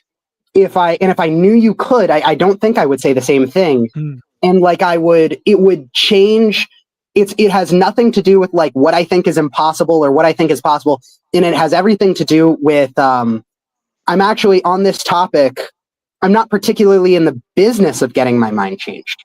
Like there are some things that I am in the business of getting my mind changed on, right? Like we were talking about free will earlier. I like talking about free will because I have my ideas of free will I formed basically entirely in the past like 6 months. And so I actually appreciate that answer, because I'm a little bit the same way. And I think that's maybe part of the problem why I'm not a Christian today, is because maybe the foundational issue for me is I don't need Christianity. I truly feel like I don't need it. Like, why do I need it? Now, I don't believe hell exists. I don't believe heaven exists. I don't believe Jesus rose from the dead 2,000 years ago. But if maybe I needed Christianity because there was some type of problem in my life, maybe I'd be more open to believing it. Right. Yeah. Like, let's say I showed you, like let's take math. I'm not sure how into math you are or anything like that. But let's say somebody like kind of showed you a proof or something that you were like, yeah, this looks absolutely airtight. and you like really look over it and you're like, this looks absolutely airtight. And then somebody else said, like, if I pray to God, he will give me the ability to disprove it. And then they actually just have the ability to disprove it, right? You could even agree ahead of time that it is impossible to disprove that thing just because you think so. And then afterward, like after they disprove it, you're like, okay, well, that didn't actually, the fact that you can do that doesn't actually prove anything. Here's a harder task that's more impossible, that's super impossible. And that just seems to me like probably what I would do. And that seems unfair, right? Like when I ask the Christian, like, okay, well, what would disprove your thing, right? Like what would disprove it in your mind view, in your mindset? I do think it is fair for them to say nothing, right? That like it's well, some Christians do say that, right? Yeah, they're called precepts. I would say that is at least that's the most common answer I get. Hey, Connor, and that's real quick. Yeah. Hey, Connor, real quick. Just for the sake of time, I got to get going here in a little bit. Ann and I, we teach Brazilian Jiu-Jitsu, and we have a class here in about. Sorry for eating up all your time. So if you guys say something to me, Tony's gonna come put you in a choke, He's gonna and then you're gonna come to Christ. And then you're gonna come to Christ. I've got amazing hugging abilities. I can hug really well. It's just very technical. But so Connor, let's just pretend for a minute that Arthur and I know a little bit about the Bible, and let's just say, I don't know what it is. What you had said earlier, I think, is very transparent. I think both of you being very transparent, which is I'm enjoying this conversation. By the way, Doug, it's really nice to meet you. Connor, really nice to meet you as well. I appreciate you. I don't see you, but I just hear this voice in the background. I'm like God. I have the disembodied voice coming through. Oh, okay. Let's just say. Oh, it is you. I thought it was somebody else talking. I was not even looking at the screen. Sorry. That's okay. Connor, can I just ask? Well, first of all, when it comes to what it is you would need to make it real to you, this whole Christianity thing, I think Arthur would agree. There's some Bible verse somewhere that says that Jesus is the author and finisher of our faith, and so it would have to start with him. I don't think any real quote unquote Christian would tell you any different. That it starts with him revealing these truths, obviously through what we call the Holy Spirit, obviously, to reveal these truths to you. So that's not to put anything lightly as far as what you're saying, that I would need to see something or I would need to be a witness to something in order to make it real. But I think Arthur and I are on the same page that if Jesus is the author and finisher of our faith, well, you start with the author first before this faith thing gets started to begin with. And I don't want to speak for Arthur, but that's a dangerous position to take, Tony. That's okay. Let's kind of because here's the thing, Doug. I'm going to get on the road here in a little bit, and I haven't seen what the road has in store for me yet. But I'll guarantee you, I have to exercise a little bit of faith to get to our academy. Well, yeah, no, I agree. I agree that trust, faith, that type of thing. But when you say that God is the beginner and the finisher of. Yeah, well, I didn't say that. Then what you're saying is if Connor and I die unbelievers, it's because the author, God, did not start and finish something in us. Well, that would be diving into the unknown. I'm just saying that this is what. Wouldn't that be a fact? Say. Well, that's what the scriptures say. So, here's what I'm getting at. Here's what I'm getting at, and that is that category of the things that we didn't know. I'm a little bit bizarre. Like I honestly don't go around telling people I'm a Christian. I know that sounds really weird, but I tell them I'm a child of God. And that sounds weird to folks because they say, well, what's the difference? They might think you're a Muslim. I just prefer what John 1:12 says. Those who receive me and those who believe in my name shall be given full rights as sons of God or child of God. He didn't say Christian. And so all these debates over that term Christian, I stay out of it. I think Arthur does a great job of staying out of foolish arguments as well. So I'm also a little bit bizarre in thinking that the true life of a Christian or believer or child of God is not one that's taught, but it's demonstrated. And that's just me. That's me in my little bizarre world and who I am in Christ that I believe, right? And so I don't believe it's something to be taught. I don't believe that the God that I worship needs me to convince you he's real. I don't think that. Yeah, I get that. For that. Yeah, and so I really believe wholeheartedly we go back to definition. And so Connor, if I could just ask you real quickly, You once went to church, and again, I'm not trying to convince anybody of anything. That's not our job. And Arthur would attest to this. The work of revealing truth to somebody is not through Tony or Arthur, but by way of the Holy Spirit. And so I'm not trying to convince anybody of anything. So Connor, were you once somebody that you would say you did believe in God, or you never believed in God but went to church, or what was your quick little story? This is a complete. I would say that like what I'm about to say, it's like something that can be completely discounted, but not to me personally, which is that like when I was before I was in fourth grade, I believed in God, and I really did. Like I really did, and it wasn't like a stupid thing either. It wasn't like I genuinely had this belief, and it was at that point I was still in a stream of consciousness that I'm in now, like the same stream of consciousness. I was capable of understanding things, and I genuinely believed in it. That being said, what was this God you believed in? When? What?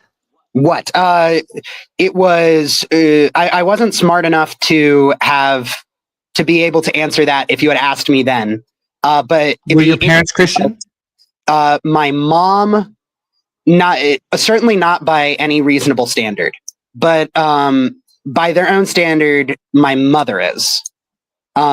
But like it seems unlikely to me.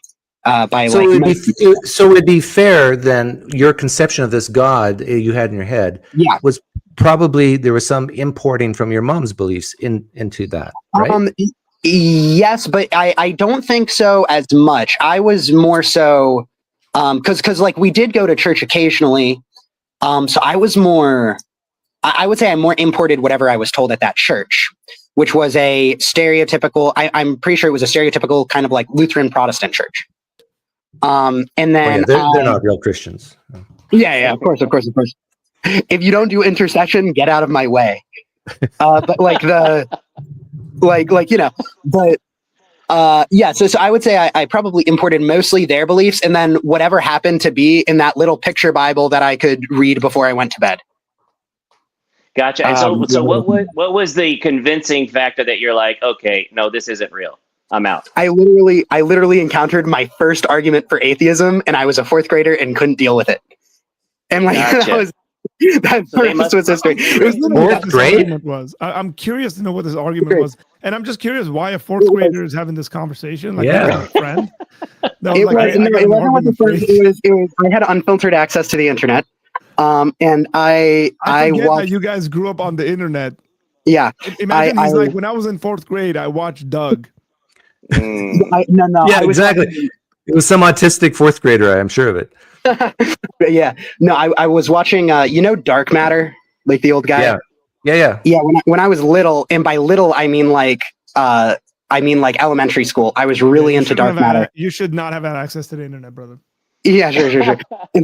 And so I was really into him, and like I watched two videos. I watched one about how the setup of the world doesn't really make sense if people are supposed to live forever. Like if God didn't assume that you would eat from the tree of knowledge, then like, man, why is there like limited space in like animals that eat meat? Like this seems bad. That's easy. It's easy. It's not a good argument. You're correct. That's a bad argument. And then also like another one that was just like there are a lot of animals, so Noah's Ark must have been really big. And it was like, and that was enough. I was an idiot. Like you can't. There's nothing to be done about this. And then I just solidified that over time. Oh no. I got you. Hey Connor, can we agree that it's a miracle that your microphone hasn't gone out while we're on this subject? I swear. Okay, so I was on. Believe in God now. I was on my computer. And now I switched to my phone. There you go, Doug. I switched to my phone. Every time, I will also. What do you think of that one, Doug? Doesn't break the laws of physics. StreamYard is so horrible. The way his computer has been functioning, it definitely it was a miracle. It's possible. That's because Connor doesn't pay his internet bill. Yeah. Oh. No, StreamYard was so horrible that it would like crash my little Wi-Fi range extender on my computer. I've been using like Signal on my phone because this has been better. But like, oh my gosh, like it has been absolutely insane. Darn it, guys! Let me just say this real quick. I've got Arthur. Can we just do this again? Us four? Can we do this again? Can you figure that out? Can we do this Um, again? I'm gonna hate myself for having to leave, but So yeah, boy, I'll probably let's be figure on in a Tony, this little bit, out. and then I gotta go as well Don't- because Yeah, I do have to go and do a Bible study yeah. tonight. But No, Doug streams and lets people call in all the I time. actually Okay. don't stream that much Like, anymore. yeah. I go on other You were people's back streams now. Yeah, Arthur, I'll get Doug's information from you later. I really want to cover this. Yeah, Let so me just say Doug, this. I'll stream whenever if you Doug want me is to, free but and wants to jump on, do the Theist Yeah, let's Tuesday do. thing that he does, or Theist Thursday, whichever one it was. Yeah, yeah. Well, I need But Arthur. yeah, there. I mean, I need Arthur there because he's the brains. Arthur is by far the brains. I'm just the, I don't know. you're I'm the just eye the throw-in. candy. I'm the. yeah, he's waiting, looking. I don't know now. That's why he's After going he to shaved, do some. he might be the eye That's why candy he's now going. that he shaved. He's got He's going to he's in BJJ. really good He's going to get really in big really and good strong. Tony, I do Yeah, have so- I have a doctor's appointment for my knee on Okay. on Tuesday, so we'll Okay. see how that goes. I just Ligaments? had knee surgery. I know. I Yeah, don't know. meniscus? Yeah, I know. That's Tony just had knee surgery, and Yeah, we'll yeah. see. I've We'll had see that. what comes out of that. But it's been I'd like bugging to me say for- this before I go, and I'll catch up with you, Arthur, afterward. Doug, I really appreciate and had fun with this conversation. You guys are at least funny. These are how these conversations should go, by the way. If anybody who's watching right Yeah. now to see, this is what you do. It shouldn't come from a place of anger. Nobody should be in a position where they have to try and prove anything. We're just having a nice, pleasant discussion. Yep. And so Yeah, I I mean, if really we were appreciate. next to each other, we'd probably have some beer. And, Yes, absolutely, pretzels and stuff. absolutely. Yeah, and only if both theists and atheists, and I'd say Christians and non-Christians, were to learn to be normal, yeah. this stuff would be so fun. And actually, Yeah. I think I'm going to give atheists a little bit of credit here, even though I don't like them that much. Connor and I probably represent the majority of atheists. It's the online atheists that you just want to, like 2/3 of them you want to avoid. They're just Right. crazy. Mm. They got We to have stick up their butt. We have another old saying, and that is God is a hard one to swing at. And I think a lot of folks think that in some way, shape, or form, if they could get God to lash out back at them, that would solidify to them that he's real. And I don't know that represents the great many.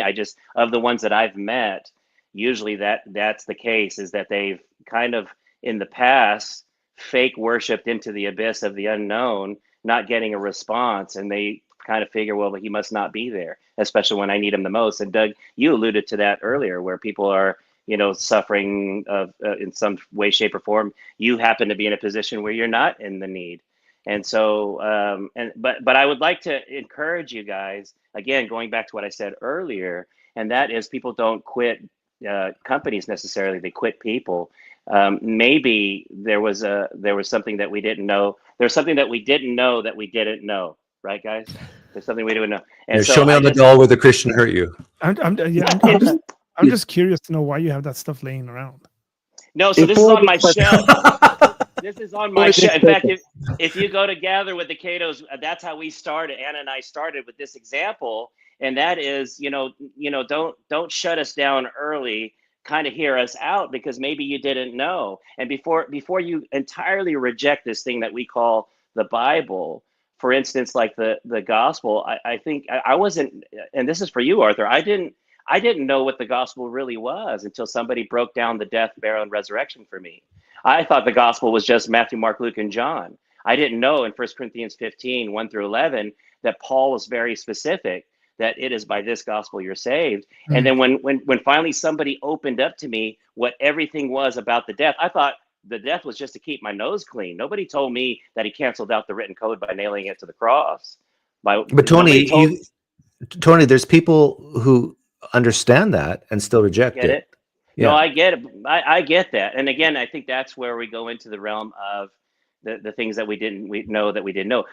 Let's do this, Doug, before we see you the next time. Ask your average Christian that you see out there what the gospel is, and see how many different answers. I actually do ask that question often when I live stream. Yeah. And so, and see how many different answers you get, and then ask yourself, if Paul says it is by this gospel you are saved, And then in verse 11 of 1 Corinthians 15, he says, whether it is I or they, which is the other apostles, this is what we preach, this is what you believe. And then other place in scripture, it says, if anyone preach any other gospel, there's something bad about that person that happened. But Tony, I think you have to keep in mind that you can actually be totally ignorant of all the theology of the resurrection. You still have to believe that it happened. Like, you don't even have to believe that for the reasons why it happened. Right. But you have to convince someone that, number one, it's possible. Number two, it's plausible in this case. And that, in fact, indeed happened. And then you can start asking the question, but why? What does it mean? I could think of, and you can too, plenty of examples that we actually believe in historical data based on the witness of others that you and I didn't witness for ourselves. Sure. And so, I think on the account, I think that's where, if somebody really wanted to debate that issue, that would be Arthur up there. He would rely on the fact that there were so many witnesses, and I don't want to get into all that. I'm just saying, from now until our next conversation, see how many answers you get when you ask these quote unquote Christians what the gospel is, and then ask yourself, if that's what Paul and the rest of the apostles taught, why do you think we are not all on the same page? It's a very interesting conclusion, and maybe we could talk about that on your stream. Yeah. Okay. Sounds good. Yeah. Yeah. Good. Nice meeting you, Tony. Arthur, nice. Yeah, nice meeting you, Doug. Connor, nice to meet you as well. Nice to meet you, Tony. As always, Arthur, it's good to see you again, brother. Regards to you and your family. You too, man. Take care. God bless. Yeah. I wanted to say, by the way, Arthur, real quick, before we he said, you that you would probably be better at arguing for from the historical lens. And I think that was the very first question I asked, because I wanted to call and talk about free will. And then you started to talk about determinism. I was like, oh, that's perfect. But I asked because I had never actually seen any of your content before. I was just invited into your Discord. Well, we didn't even give you a clap. I don't even know if this thing works. I can give you a clap, but yeah, claps. But we usually give people claps. Yeah, the first thing I asked actually was if we do get into a conversation about theology, because I assumed it would happen at some point. I was like, are we going to spend all day having me look up historical evidence? One way or the other. I don't know anything. And so I'm going to have to look up everything and be like, is this, so the very first thing I asked was how do you argue it? I suppose it might be easier to when you think about that stuff. So for example, who out there thinks Jesus didn't exist? You can literally name those guys on one hand. Right. And you won't even get done with one hand. Right. And so why is it, and that's not an appeal to majority, by the way, I'm just saying, why is it? You should ask a question as to why is it that so many people don't question the existence of Jesus, right? You can look at their writings and all that stuff, whether it's well attested historically and all that. And then you can go from there as to, here are claims at the very least made about Jesus. Jesus claimed to be God. There's claims that he died and resurrected from the dead. Right. And you always, every single one of us needs to come up with a criteria as to what is reliable and what's not, and then be consistent across the board about that is what I would say.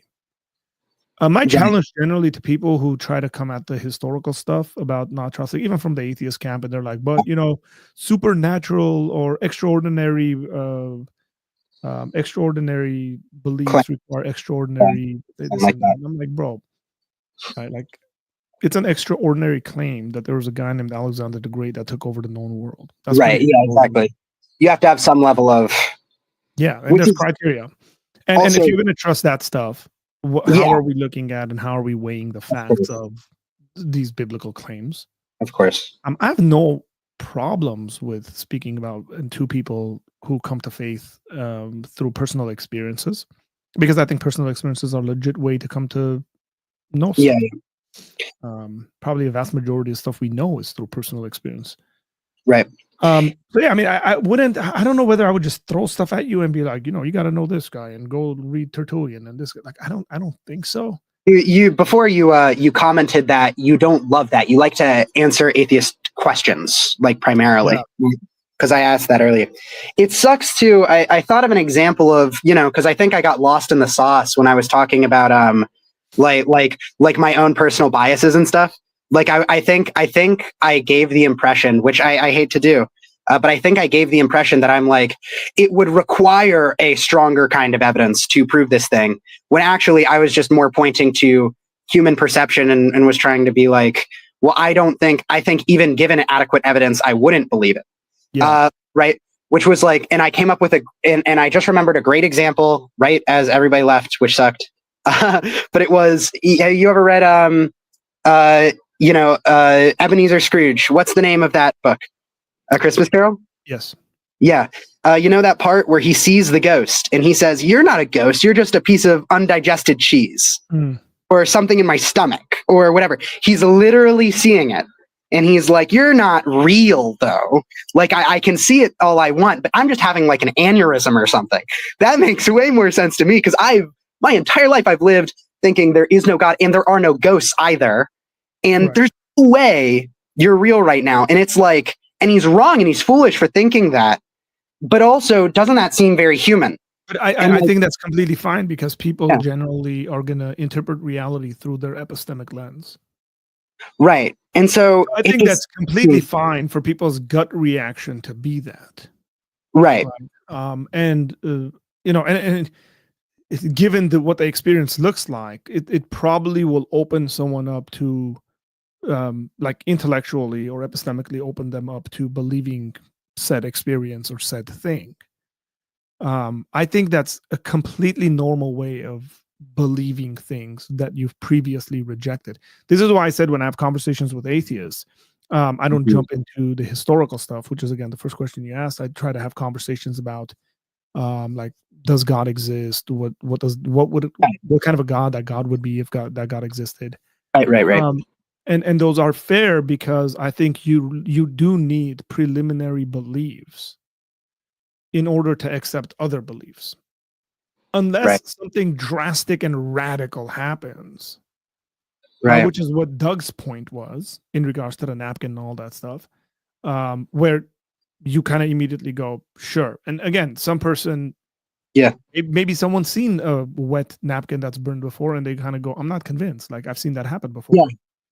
And we can go back and forth, and scenarios, usually in ethics, but scenarios like this always have some kind of a weird kind of counter where you kind of move the goalposts and you try to play around with it. But if all things equal, I think you kind of you grow on beliefs, you base it on different stuff, and you grow from that. If people don't have these set beliefs, you might want to have the conversation about that. Then you go from there. Like, I don't jump into conversations unless somebody's like, yeah, I think God exists. I don't know whether Christianity or Islam is true. Then those are the situations in which I have those conversations. Right, of course.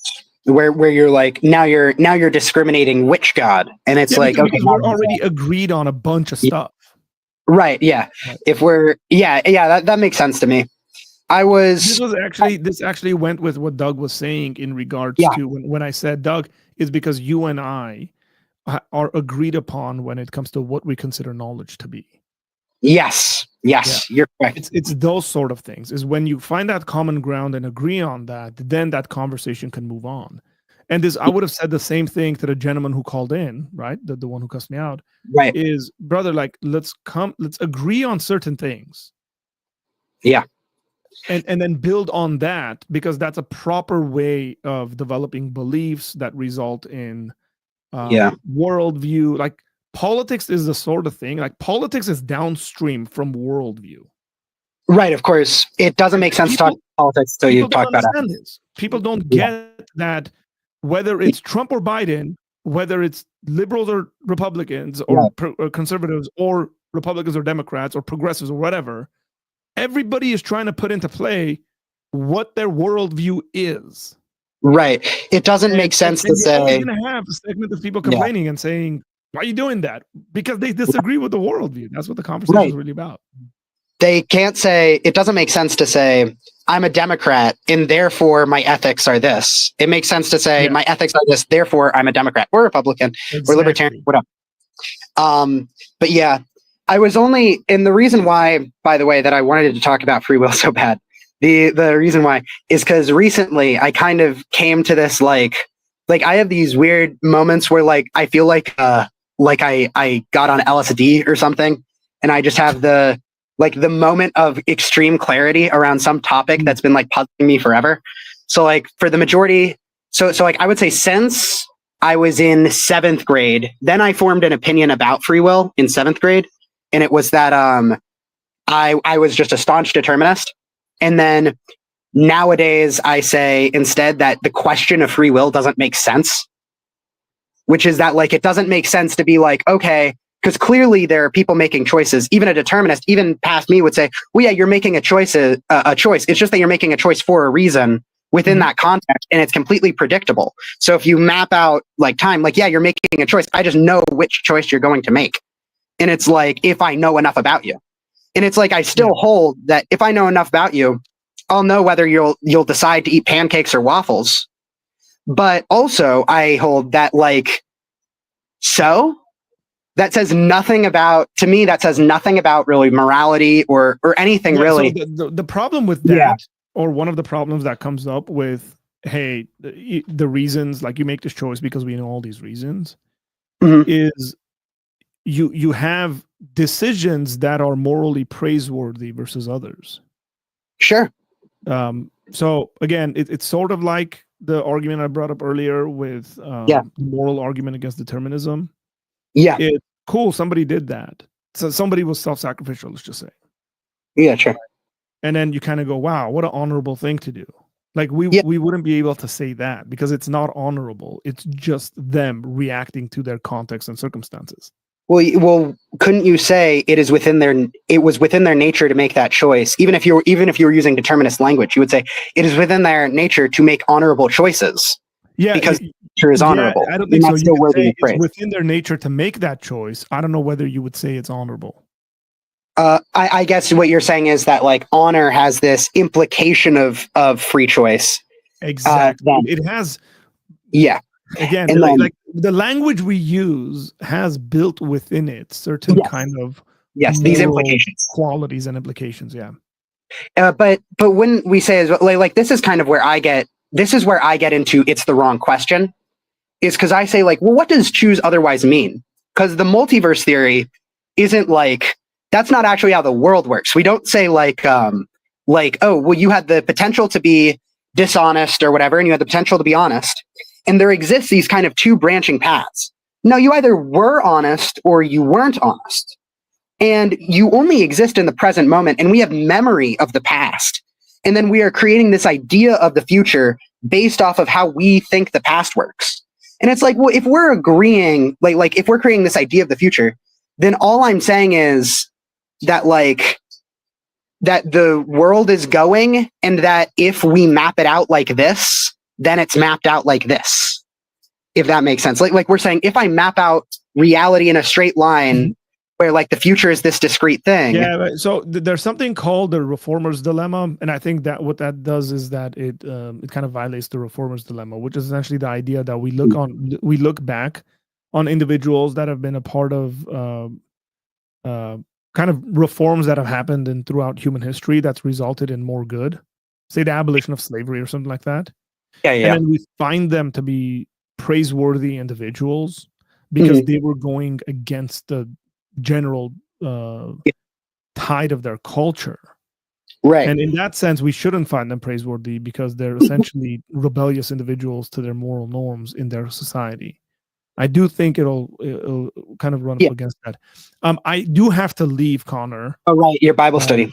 Yeah. So, well, I got a number of things to do, like see my family before I go to Bible study. But, rather than talking to an English. It's such a pleasure speaking with you, man. I hope you stick around and we have these conversations later on.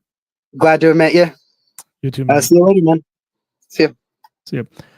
Hey, I do want to apologize to Taylor because I've been calling him Tyler.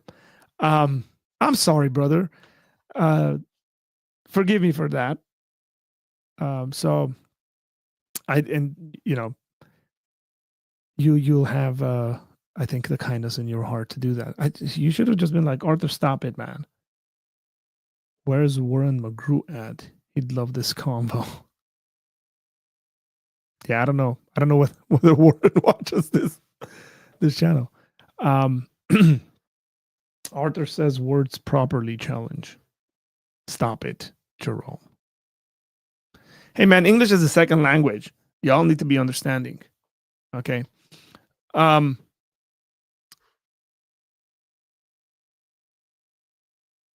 Yeah, I'm gonna head out, and I'll be on tomorrow, and then I'll be on my channel, and then we'll be on Smart Christians channel. Core reminder. That should be a really, really phenomenal conversation. So hey, it's been a pleasure seeing you guys and hanging out with you once again. So God bless you guys. See you later.